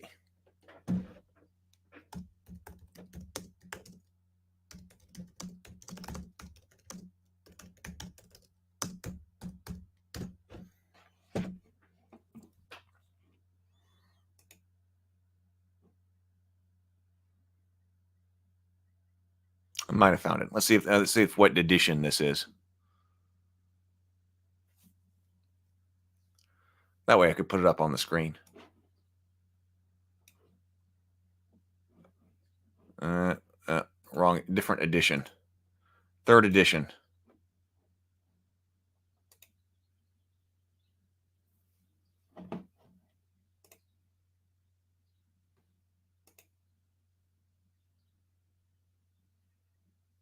Yeah, well, it does have clue elements. Okay, yeah, this is the right one. Okay, let me download this, and that way I can put it up on the screen so we can all take a look at it. It does sound like a darker and deadlier version of Clue with all the rooms.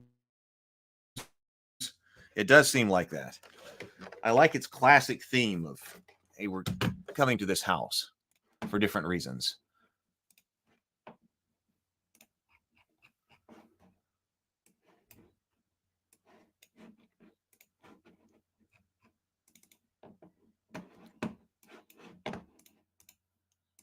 All right, I got the rule book.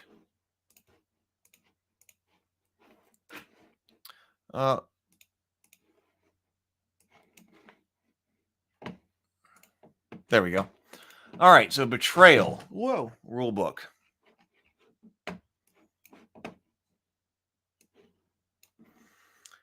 Don't need this light anymore. Okay.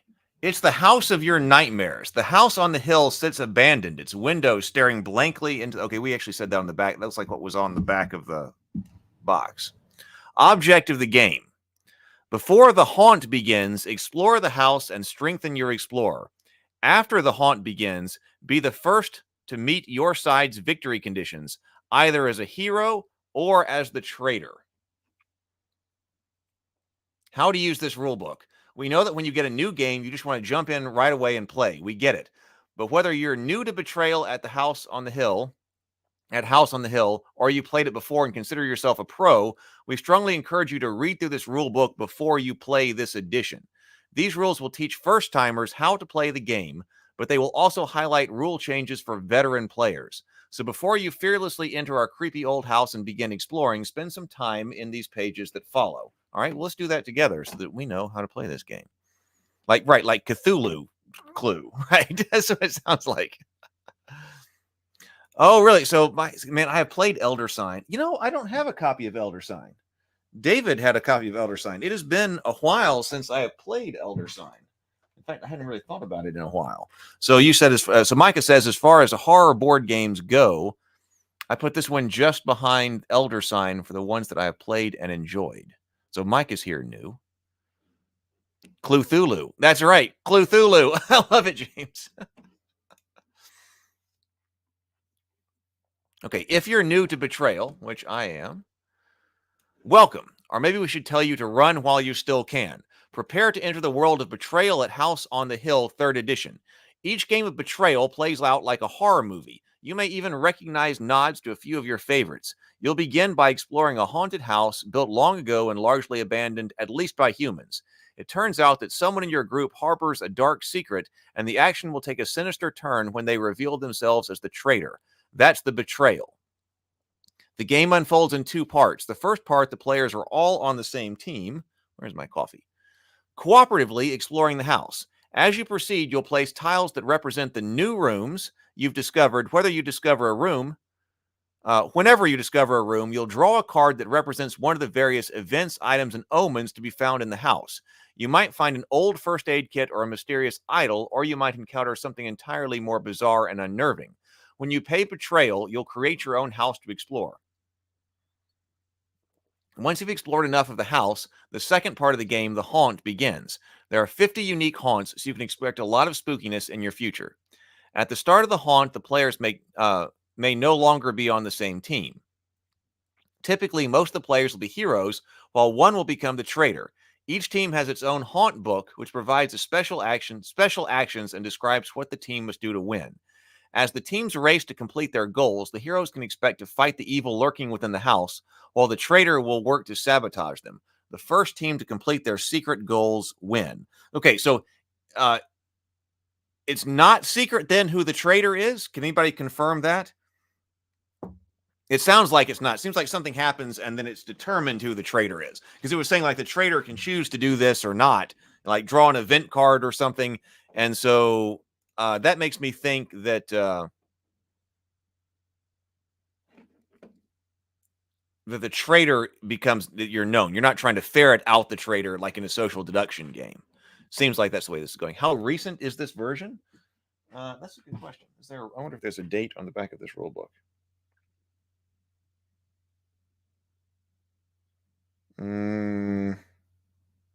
Oh, this says copyright 2022.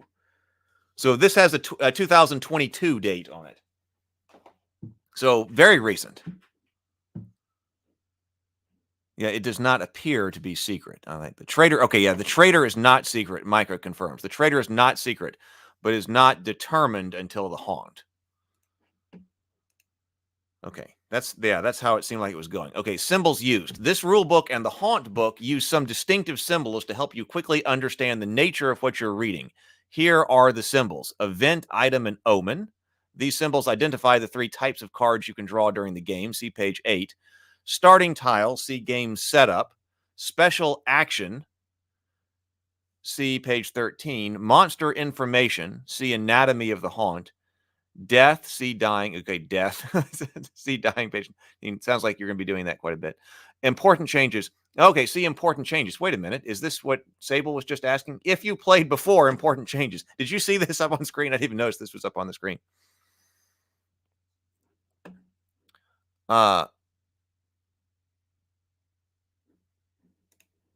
So I'm not sure if I like all the information being open. Seems like it undermines the traitor mechanic. And also, you'd have to determine, like, if you're supposed to read what you're supposed to do in different books, the player who's reading the book would obviously be the traitor.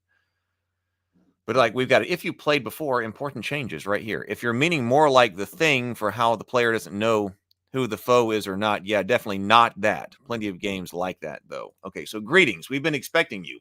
We knew you wouldn't be able to stay away, but take note because some rules and features have changed from previous editions.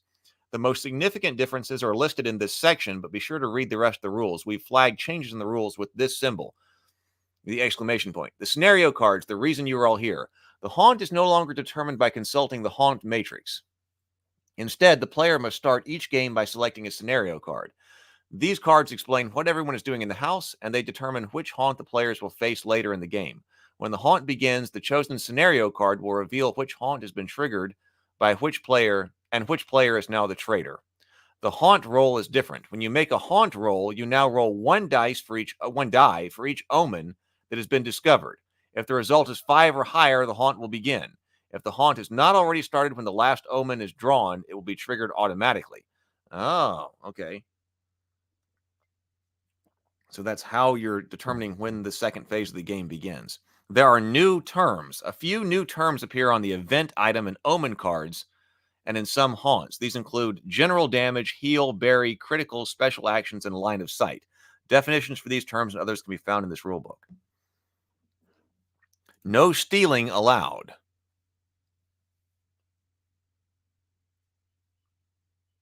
So, okay, the traitor is more or less that they get possessed or otherwise reveal they are a traitor, even if the players didn't know they were the one beforehand. The traitor gets to do some stuff when the haunt happens and they take on the role. So it depends on the scenario on what they get to do in secret while everyone is away before the next stage starts.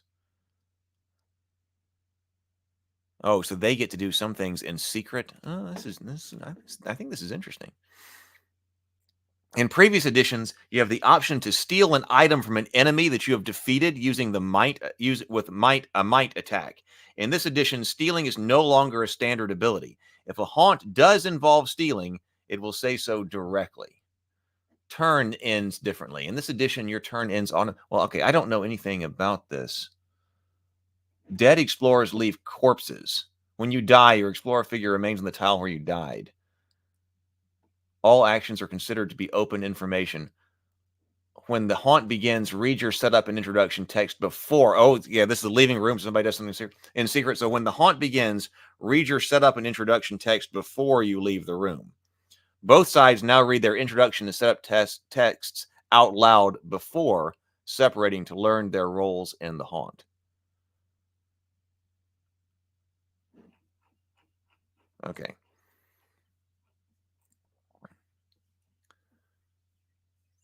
Setting up.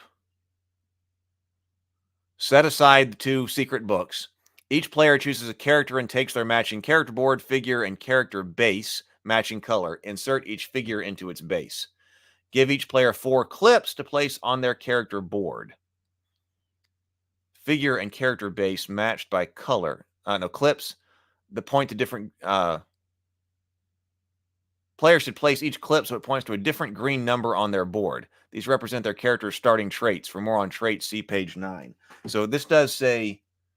Okay, I see how it's saying that the clip should be put in now.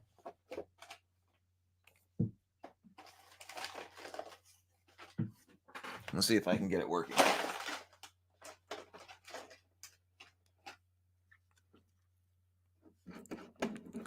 Can I put this back up?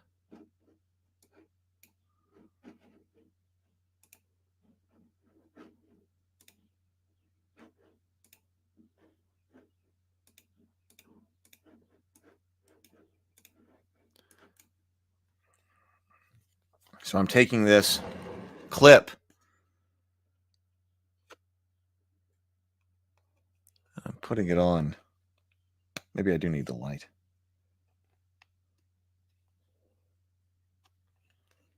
That way. Okay, there's a little bump in there. It's going to allow me to slide it around.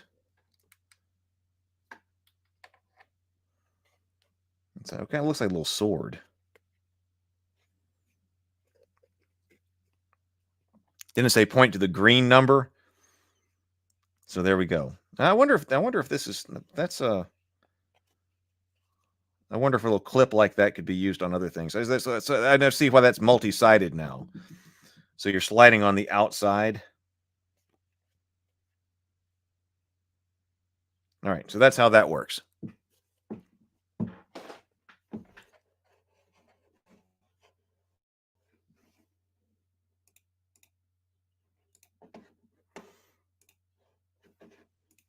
So that appears to be what they're showing down there. So I got that right. Place the clip so they each point to a different green number on the character board. Place the dice within easy reach for all players. Sort the event item and omen cards. Shuffle each. So we do shuffle. We do shuffle. I always check that now because now other games, oh my God, I shuffled this deck of cards and they were all supposed to be in a certain order. So you do shuffle the cards, face down deck, placed within easy reach of all players. Monster reference card and trader reference card face up on the table within all sight of all players. Give each player a player reference card. Begin to build the house using the 3 starting tiles. Each of these is marked with an L symbol. Place these tiles in the center of the table, maybe 8 to 10 inches apart. Shuffle the remaining room tiles together and put them on the table in a face-down stack. Place each explorer in the entrance hall space of the large starting tile. As a group, this is an exclamation point, as a group, the player should review the 5 scenario cards and choose one. The scenarios described on the chosen card will become the character's motivation for entering the house. This card will also determine which haunt they will face during the game. Return the remaining scenario cards to the game box. Set out the number track, pointer, and tokens aside. Finally, players check their character boards to find their characters' birthdays. The player whose explorer has the next birthday will take the first turn of the game. Oh, that's interesting. So it's not based on, you see games like that have birthdays. Start by the player who has the next birthday. But in this, the characters actually have birthdays. Players will then proceed clockwise from that player. So here's an example of what the game might look like. Stacks of cards. Those are the room cards. Reference cards set up. I guess this is the entrance hall into the room, into the house. Component overview. By now, you can almost certainly hear the house calling to you, but if you're new to this game, there are a few things you've got to know before you can brush away the cobwebs and step up through the door. When you're ready to jump in, you can skip ahead to how to play on page 11. Cards, event cards. Events are spooky things that happen throughout the house, such as flickering lights or wandering ghosts. Events tend to have consequences, which may be positive or negative. Item cards. Items are the useful objects you may find to explore the house, like a flashlight or a chainsaw. Items provide special abilities that will help you survive.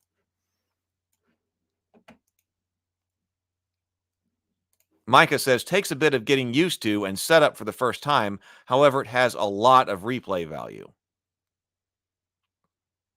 And PH says, I don't know how this one feels when playing, but it looks good and interesting. I know, I'm really intrigued. I know, but that's my sickness as well, PH says. But as many good games do, yes. It's like, oh, look, another great-looking game here. Omen cards are eerie harbingers of evil. While omens are similar to items, only omens, though, have the potential to start the haunt. Scenario cards, player reference cards, trader and monster reference cards, step-by-step reminders of what the trader and monsters are able to do on their turns. We've got room cards. As you play, you will construct the house using room tiles. When you explore, you will place a new room tile in your region, basement, ground floor, upper floor, shown on the back of the card. Okay, we thought that might be how that goes. And then draw an event card, item card, or omen card according to the symbol shown on the front of the tile. We've got a bunch of tokens. Most are used in haunts, and they will have rules attached to them. The haunt will tell you where to place them and how to use them and what they represent. Sometimes they're used to denote steps in a ritual or the amount of blood that you have collected. Look at the tokens needed section of the beginning of each haunt to see what tokens are used and what they represent. Character boards and figures. Each character has 4 traits: might, speed, knowledge, and sanity, which are shown on their respective character boards, which you will track using plastic clips. At the start of the game, set the clips to your character's starting green value and adjust them as needed. Trait values are public knowledge and should never be hidden from other players. Gaining and losing and healing traits. As you play, it's likely that you'll have to adjust your trait value. For example, if a card instructs you to gain 1 might or lose 1 speed, simply move the clip of that trait up or down as instructed. Moving a clip may not immediately change the value of a trait, as some explorers' character boards include duplicate numbers. Oh, okay. A trait that has reached its highest value cannot be reached any further. So let's see. It said some contain duplicate values. Oh, yes. Okay. I'm looking here, and like her sanity, I'm just going to hold it up here to this camera over here. Like her sanity over here has duplicate numbers along the side. So you can move up to 5, 6, 7, 7, 8. For instance, I'm looking on ESA here. So we do have duplicate numbers. It's not always immediately. Up or down does not necessarily mean change the value. Interesting.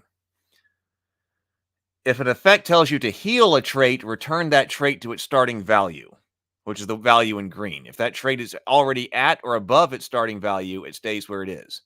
Critical traits. If a trait is at its lowest value, closest to the skull symbol shown in red, it is critical. Okay, character death. Characters cannot die before the haunt has started. If pre-haunt damage would cause any of your traits to go below critical, they remain at critical. Once the haunt has started, if any of the character's traits are reduced to the skull symbol, the character is dead. How damage affects your traits. Characters will inevitably take damage during the game, which will lower their traits' values. There are 3 types of damage: physical, mental, and general. When you take physical damage, lose 1 might or speed equal to the amount of damage. When you take mental damage, lose knowledge and or sanity equal to the amount of damage. When you take general damage, you choose which trait is affected. So speed damage, lose might and or speed. Looks like you get to choose, and it can be a combination, I suppose, of might and speed. Go enjoy yourself. I actually see that just had 50 people watching. So please do like the stream, everybody. It's great to have everybody here this Sunday. Please do like the stream. And if you're new, please do hit the subscribe button. Maybe the likes will bring in more people who might want to sit here and have some coffee with us on Sunday. When you take damage, lower the trait by the appropriate number of spaces, not by the numerical example. So that's what this is giving you. We've got 2 different 6s. He says damage can be divided any way that you like, but only with the associated traits. So that's true. For example, if you take 3 physical damage, you could choose to lower your might by 2 and your speed by 1, but you could not lower your knowledge or sanity. You cannot die from damage before the haunt has started, and you cannot choose to lower a critical trait if you have other traits that could still be lowered. For example, say the haunt has not yet started. Your might is critical and your speed is not, so you are instructed to take 2 physical damage. You cannot assign this damage to might and must instead lose speed. Okay, the dice includes 8 dice. The game includes 8 dice, each with faces having 0 to 2 dots. Yep, we noticed that. After rolling the dice, the number of dots showing are your result. So when you're asked to make a trait roll for knowledge, sanity, speed, or might, look at your current value in that trait and roll that many dice. Oh, okay. So if you have to make character pentagon here. So if you've got to make a knowledge check on green, Anita here would roll 5 dice for a knowledge check. So Michelle draws a funeral, an event card that asks her to make a sanity roll. Her sanity is 5, so she rolls 5 dice. Attack rolls. When you attack, you must make a trait roll. The defender will always roll the same trait. This trait will usually be might, but some items and omens may instruct you to roll a different trait. Whoever rolls lower takes damage equal to the difference of the 2 rolls. See attacking. When you attack, you must make a trait roll. The defender will roll, the same, I thought that meant same trait every time. So you must make a trait roll. The defender will roll that same trait. That trait will usually be might, but some items and omens may instruct you to roll a different one. Okay. Whoever rolls lower takes damage equal to the 2 rolls. Haunt rolls. Oh, James says, speaking of liking the stream and broadening the audience, a good friend from a long time ago was able to reconnect with me because they started watching this channel. Oh, awesome. Well, hello, Dave. Hi, Dave. Maybe Dave's here this morning. Arkham Horror. This makes me also want to play the Arkham Horror game. Have I played that one? You guys are going to hate that. I'm having trouble remembering, actually, Elder Sign. No, I've played Elder Sign. Elder Sign versus Arkham Horror. Have I played Arkham Horror?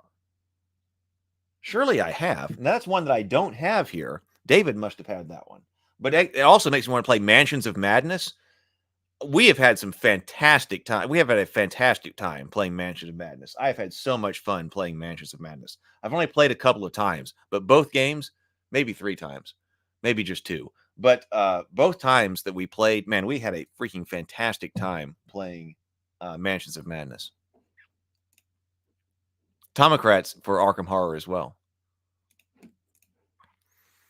I'm getting how this game goes. This isn't too complicated so far.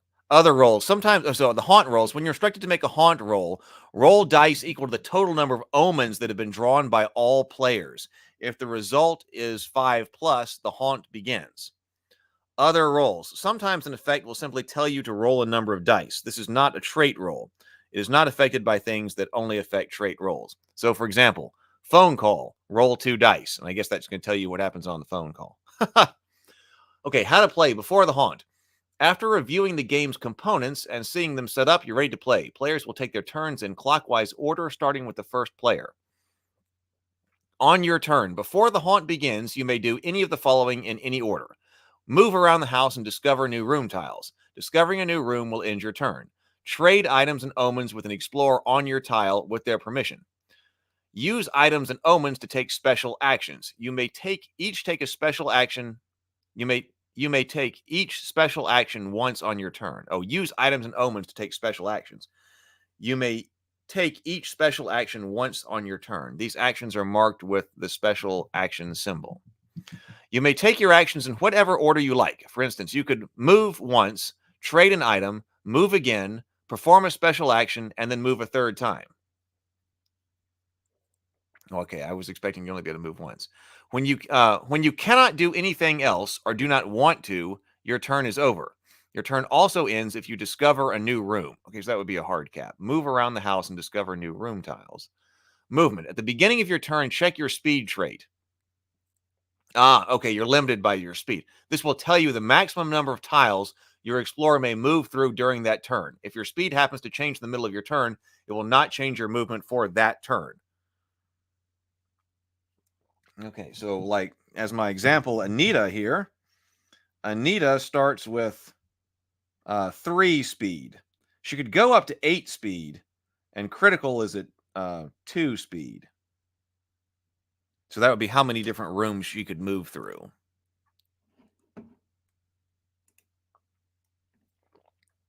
So adjacency. Each point of movement lets you move to an adjacent tile. Tiles are adjacent if they share a directly connected doorway. Some tiles note specific connections to other tiles. For instance, the ground floor staircase says it leads to the upper landing. If both of these tiles have been discovered, they are considered to be adjacent. If 2 tiles touch but only one of them shows a doorway, these tiles are not adjacent. Instead, the doorway is a false feature like a closet or an alcove. So that's what they're showing here. So here we've got two doors matching up, so you can move between those. Example of adjacent tiles. Example of a false feature here, because we've got a door on this side, but no door on that side. Oh, Charlie says, gotta go. See you later. Prep for D&D. Have a great day. See you later. Enjoy playing D&D. Forced movement. Some items, omens, and special actions may require. You might end up having to. Well, I don't know if changing the start time of the morning grind is a good idea. But in the event that it just stays 1 day a week on Sundays for at least in the short term for the foreseeable future, maybe I should start a bit earlier. Don't know. We'll see. But that might be, because I know for some people we're actually getting into the afternoon. It's late morning here in the central time zone. Forced movement. Some items, omens, and special actions may require you to move your or another player's explorer a certain number of tiles. If an instruction says to move up to a number of tiles, the person doing the moving gets to decide how far the explorer is moved, even if another player normally controls that explorer. Discovering new room tiles. During your movement, if you're on a tile with an unexplored doorway, you may move through it to discover a new room. Here's how. The house has 3 regions: basement, ground floor, and upper floor. The back of each room tile indicates where in the house that tile may be placed. If the top tile of the stack matches your explorer's region, turn that tile over and connect it to your explorer's tile by aligning it to any doorway on the new tile with an unexplored doorway on the current tile. You do not have to align every doorway on the new tile as long as the doorway is adjacent to the tile you just came from. If the top pile of the stack does not match your explorer's region, bury that tile by putting it on the bottom of the stack. Repeat this process until you reveal a tile that can be placed on your explorer's region. Place this tile using the rule above. Place your explorer's figure in the new tile. Resolve any text on the tile that says when you discover this tile or when you enter this tile. And if the tile has one of the symbols of the omen or the item or the whatever the event, draw the card from the matching deck. Read the card's text out loud, resolve the effects as instructed, and then end your turn. Most tiles show an event, item, or omen symbol. When you place one of these tiles, draw the top card of the matching deck. When you draw an event card, read its italicized text aloud and follow the instructions. Then bury the card by placing it on the bottom of the deck. Events will require you to make a trait roll. Will always provide a results table. Only read the result that matches your roll. Items. When you draw an item card, read the text out loud and place the card face up in front of you. You now possess that item. Omens. When you draw an omen card, read its text aloud and then place the card face up in front of you. You now possess that omen. Whenever you draw an omen, you must make a haunt roll. To make a haunt roll, count the number of omens held by all players and roll that many dice. On the result of a 5+, the haunt begins. The player who had made the roll, made that roll, is the haunt revealer.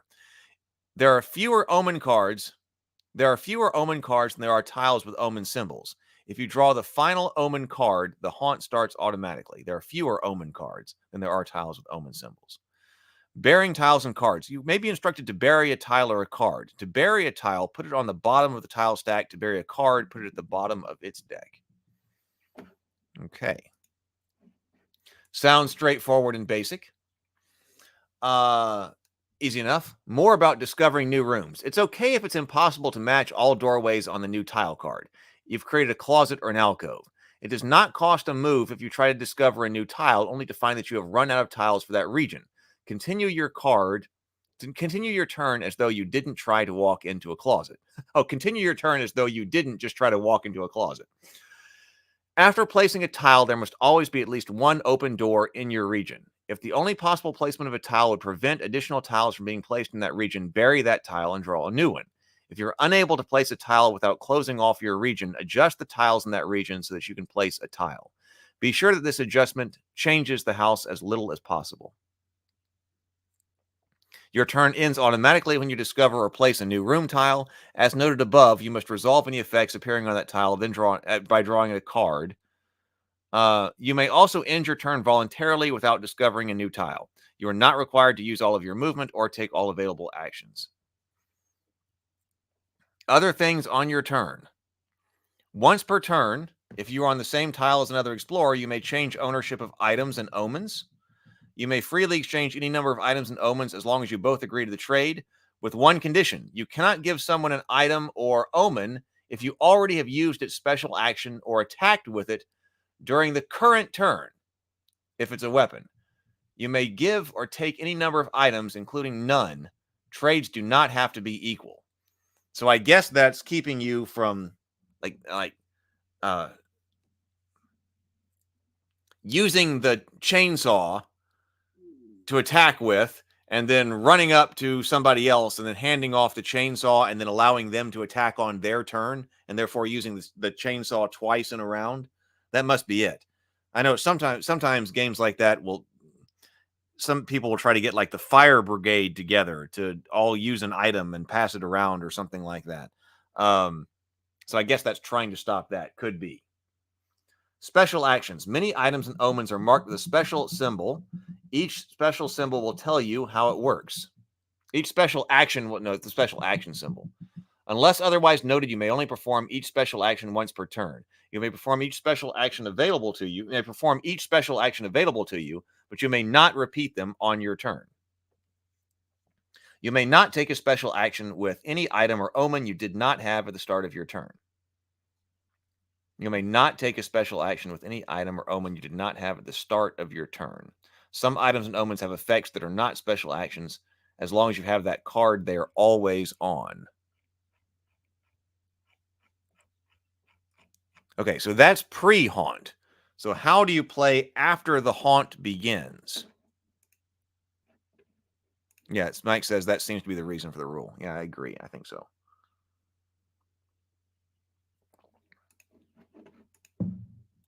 Haunts are the unique stories that take place at the house on the hill. They will challenge you to deal with uncomfortable, frightening, and typically dangerous situations.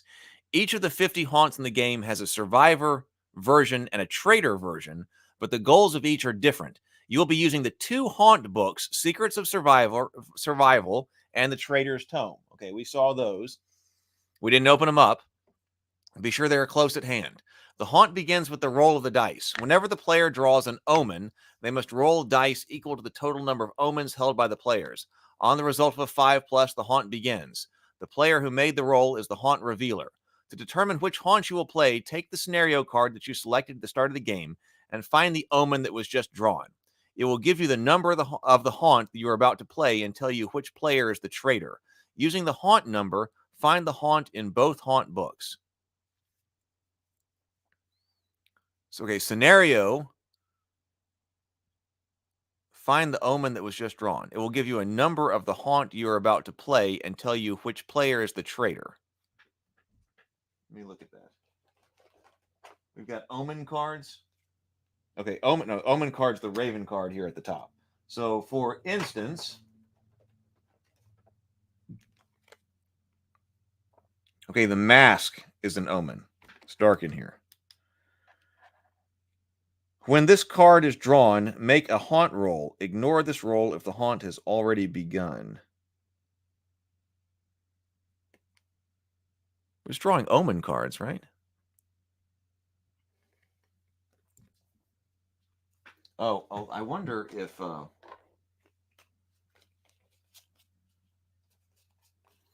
where's our scenario cards?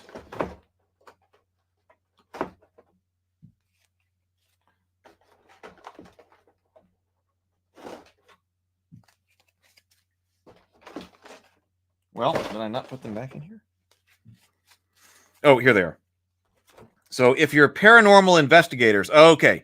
So over here on the, okay, this is what this is showing over here, like a mysterious invitation right over here. I'm looking at paranormal investigator. Omen. I've got the list of all the omens. Idol, armor, ring, dog, book, dagger, holy symbol, skull, and mask. Okay. And then that's haunt number 28. You can see down here on the screen. So like it's got a mysterious invitation up here. I suppose if it was activated by the idol, we're going to haunt number 9. Well, that says traitor is free for all. But here, like if it drew armor, we're going to haunt number 37, and the traitor is the haunt revealer. So there might be no traitor. I'm looking at this. Often the haunt revealer is going to be the traitor.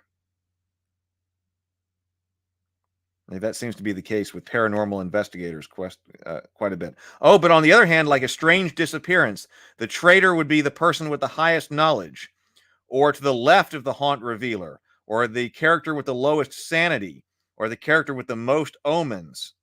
Okay, so this can change up who the traitor is. Okay, so it's your scenario card.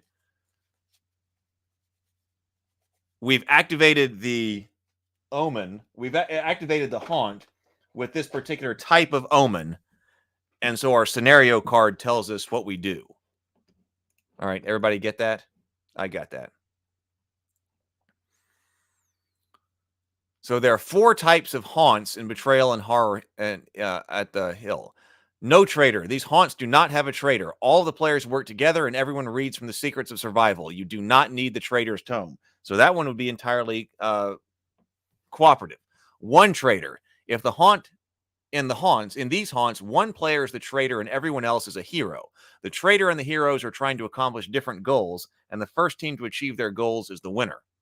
Hidden traitor. These haunts, the traitor's identity is not initially known to all players, and the explorers are permitted to attack each other. The haunt's identity is not... Hidden traitor haunts are found in the Secrets of Survival. Free for all. In these haunts, It's every explorer for themselves. It's a contest between all players, and explorers are permitted to attack each other as they try to achieve the same win condition. Unfortunately, not everyone can win. These haunts are only appear in the Trader's Tome. That's interesting. Starting the haunt. This section describes how haunts work and how to set them up. You will find a detailed walkthrough in Haunt 1, both hero and trader versions, on page 16. So when a haunt has been played, it's been triggered, and the players have located it, and when the players have located in both haunt books, perform the following steps in order. The heroes read the introduction to their haunt out loud to all players. The heroes perform all of their setup steps in order. The trader reads the introduction to their haunt out loud to all players. The trader performs all their setup steps in order. The heroes and the trader should go into separate rooms, so they cannot hear each other, and read the rest of their respective haunts in order to discuss strategy and learn any special rules. At the start of the haunt, most of the information in your haunt book can be kept secret from the other side, but when you take a special action or follow a rule in your haunt book, the other side can ask you to read that part out loud. Information in your haunt book is only secret until you use it. So attacking. Once the haunt begins, you may attack monsters and other explorers on your tile if they are not on your team. You may only attack once per turn. When you attack, you and your opponent both roll might. Whoever rolls higher wins the attack and deals physical damage to the loser equal to the difference in the two rolls. No damage is dealt in the case of a tie. Sometimes an effect, such as a weapon, lets you attack with a trait other than might. The attack is the same as a might attack, except that you and your opponent both roll the indicated trait. If the attack uses sanity or knowledge, the loser takes mental damage rather than physical. So weapons are going to help you out with that. PH says, okay. All right. See you later, Mike. Take care. PH says, I was playing with my kid and listening to the stream. Now I've got the trampoline park. That sounds fun. Go enjoy the trampoline park. Sounds like fun. Attacking with weapons. If you have more than one weapon, announce to which one you're using. You may not use a weapon to defend against an attack. So like the machete says, when you use the machete to attack, roll 1 to the result of your attack roll.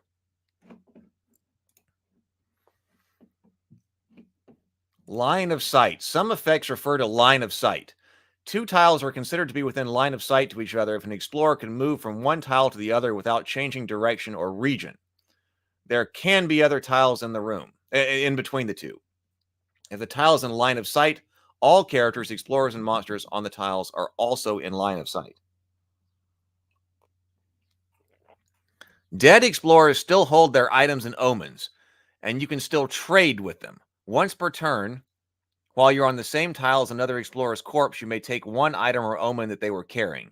You no longer need permission to take the explorer's stuff. Obstacles. Some tiles are harder to leave than others. Tiles with obstacles take 2 points of movements to leave instead of 1, no matter how many obstacles are in the tile. Before the haunt, some tokens are obstacles. After the haunt, characters on the opposite team also act as obstacles. So it's like zombies in Zombicide that are adding to adding to the difficulty to get out of a square. Okay, anatomy of a haunt. Character descriptions and index. Okay, we don't need to go through character descriptions. So we only have 2 pages here. Let's keep going here and finish this up. This is pretty interesting. Now we all know how to play. Often the rule book and learning how to play is often the biggest obstacle to getting a game out on the shelf, getting a game off the shelf and onto the table. And this one does seem like a very good one, and it seems to be recommended by so many people in the chat. We might as well learn. So if we see it at a convention, we can play it. Anatomy of a haunt. Let's take a closer look at the structure of the haunt. So this looks like an example of what this looks like here, what this page looks like. Oh yeah, this is from the Secrets of Survival over here, and this is from the Trader's Tome over here. So it's like a page per haunt or something. So haunt identification. This section is all about making sure you're in the right place. You'll be looking for the haunt number that you found on your scenario card. You can also check that scenario card, haunt trigger, and trader are correct. This section is the same in both haunt books. both the traitor and the hero should be sure they are reading from the same haunt. Introduction and setup. The introduction sets up the haunt story for both the heroes and the traitor, which they will be different for each side. There aren't any rules in this section, but there might be clues as to what the other side is up to. Setup. This is where any additional setup steps are listed. Both sides will have different setup steps. All setup steps happen before the first turn of the haunt and may change what the house looks like. Then you've got the haunt main gameplay, including A, special rules. Each haunt has some rules that are unique to that haunt. These are called special rules. They may be in effect for the entire haunt. For example, changes to how the tile discovery works during the haunt. Or they may trigger when a specific event occurs, such as the end of your turn or the death of a character. Special actions. Most haunts provide rules for special actions you may take on your turn. These actions are always indicated by the special action symbol and are always optional. You may perform any number of special actions on your turn, but you may only perform each special action once per turn. Any special rules associated with these actions are listed here. 4 is other information, including an objective, a brief summary on how to win, tokens needed to play the haunt, important locations. Some haunts care about specific tiles, and it tells you there. And then if you win, sometimes everything goes according to plan. If your side wins, read the section out loud for a flavorful closing scene. And in the Traitor's book, there are monster boxes. Many haunts include monsters whose special rules appear in boxes like the one shown here. Monster boxes are only found in the Traitor's tome, and each monster box includes all of the information the traitor will need. At the top of the box, you'll find a monster's name and traits, which determine how many dice to roll when the monster makes a trait roll. So, yeah, we would need your traits because if they're attacked, they've got a counter with the same one. Below, you will typically find any special monster rules, and then any rules changes that are specific to that monster.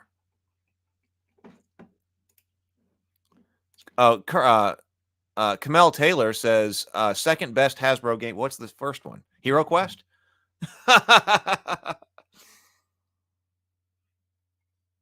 There is definitely a lot of love for this game here, which is fantastic. I want to play. Kent asked if I was interested in it, and I was like, well, yeah, seems it piqued my interest. Playing the haunt. The heroes and the traitors still count as explorers. They can do the same things they did before the haunt was revealed, but they won't be any more haunt rolls. When the haunt begins, players will take their turn as normal as they use their new actions in an attempt to complete their objectives. Traitors and monsters act as obstacles to heroes and vice versa.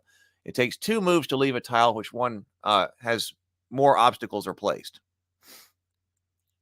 It takes 2 moves to leave a tile on which 1 or more obstacles are placed. More to know about haunts. Breaking ties to select the traitor. Usually the traitor will be the haunt revealer. In some cases, the identity of the traitor will depend on what player has the highest or lowest value of a trait. In these haunts, if 2 or more players are tied for highest or lowest in that trait, the player closest to the haunt revealer in turn order will be the traitor. If the haunt specifies the traitor as the player to the left of the haunt revealer, the haunt's revealer is specifically excluded from being the traitor.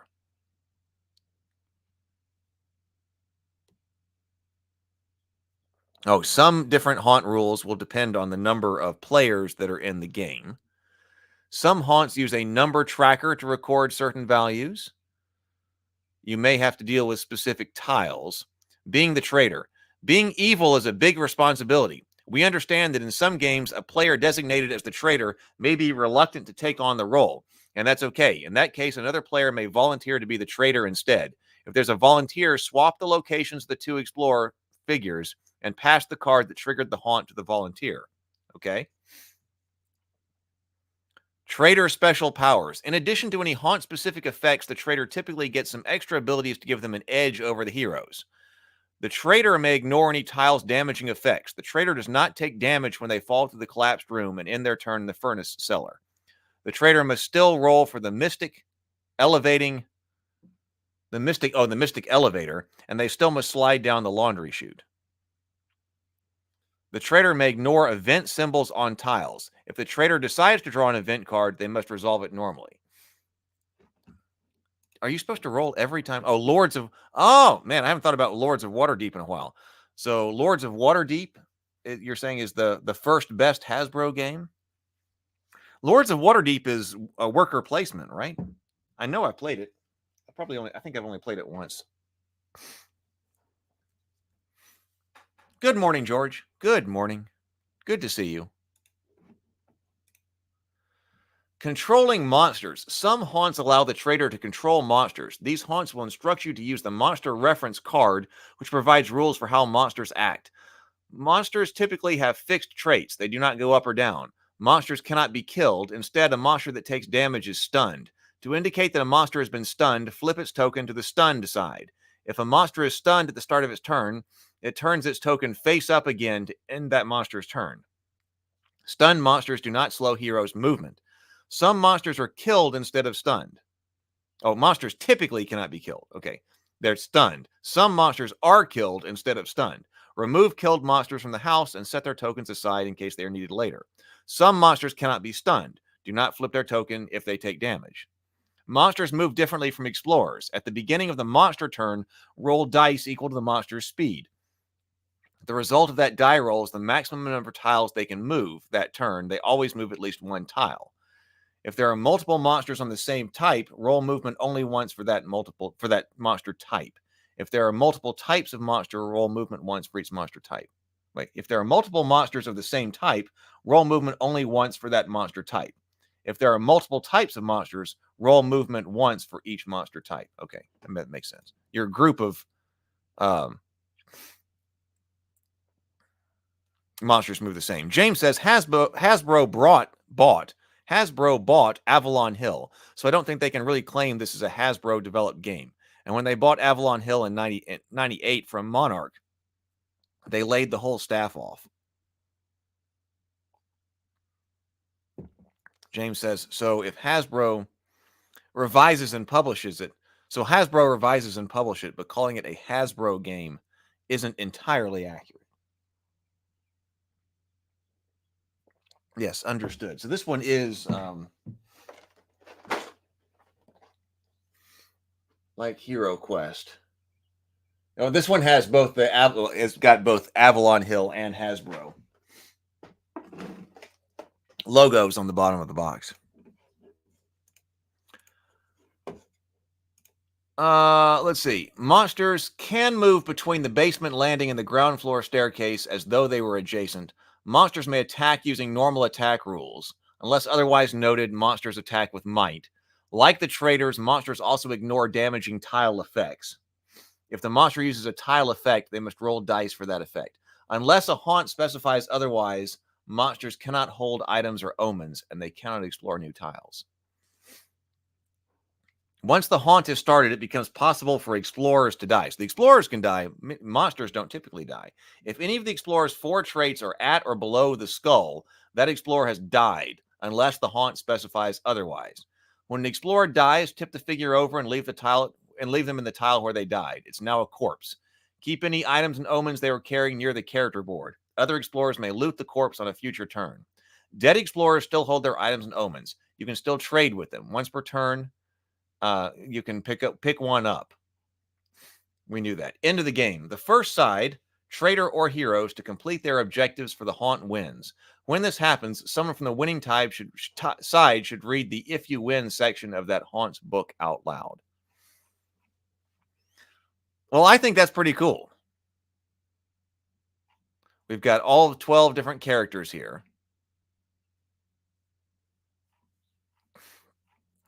Color-coded and an index here. So special thanks. Celebrity guest, Potato Head? Is there a Potato Head Easter egg someplace in here? Well, that was pretty neat. Hasbro owned. Yeah, Hasbro owned is probably the best description. So Tomocrat says, yeah, Hasbro is like Disney now, and that it is an IP gobbler. Okay, well, let's see. We've got, let me leave you with, okay, first of all, if you are here and you are not signed up to play in RavenCon, here is the link to RavenCon. I just put that in the description. So please click that link, sign up. That'll put you on the list. Looks like the first weekend of April, that'll be a Saturday, first Saturday of April.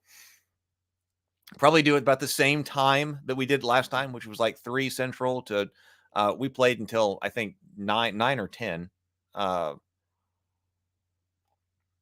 For about 6 or 7 hours. That is our virtual online convention where we all get together and play games online. As long as you have an internet connection, you've got it. Well, the ticket, I don't have the ticket set up for the new RavenCon yet.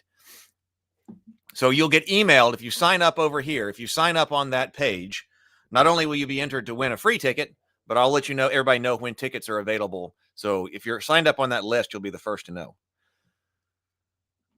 Right when tickets are available. I'm not sure how many tickets I'll have. I hope that we're able to grow and be able to run 2 tables. So that is an important link. And then also Table Talk. If you are not already over there, so the next time I will be live will be over on the Table Talk YouTube channel, which is a separate YouTube channel. If you have not already subscribe to that channel. And actually, if you sign up, if you go over and you sign up on the RavenKeep, the RavenCon page, it will have links for you to be able to subscribe to the different channels and stuff that we're doing. So the next time I will be live, there will be a Table Talk that's going out this afternoon. I've got to go and do general errands this afternoon, like wash clothes and stuff like that. And also I've got to go out and like get oil changes for the car and things like that. So I'm going to go and be doing all of that. But this afternoon, I say all of that, this afternoon, there will be an interview with Friday coming out. But then Tuesday, I'll be live over on the Table Talk channel talking about, I'm not sure. That's another thing I got to do. Table Talk. So if you're not subscribed, that's deep conversations in the Geekverse. We may be talking about the fall and corruption arcs, but I'm going to go through all 65 text messages and see what Brianna and Doug were talking about. And then Roz Morris, my interview with Roz Morris. She is an author of both fantasy, fiction and nonfiction. Will air on Thursday night at 7:00 p.m. So the next live streams will be over on the Table Talk channel. And I would absolutely love to have you over there as well. All right. Yeah, I'm going to go right to. James says I got an errand to run. I'm going to do that too. I was thinking about, I'm going to be up by the winery again, and they're open this afternoon. So I was thinking about taking my iPad going up there and sampling a glass of wine, one of the wines that I haven't had yet, and writing a little bit. So I will see everybody. We'll see everybody live on Tuesday. Have a wonderful day. Please go forth, be constructive, be creative. It's been great having you. I have really enjoyed it. I always get energy from these things. And so I'm glad that we're still doing it at least on Sundays, because I got to go. Like, man, whenever we're looking at games, like I got to go write games. I got to go make games. I got to go do stuff. So hopefully you feel the same way. Enjoy yourself. Enjoy the afternoon. I will see you Tuesday live on Table Talk. Later.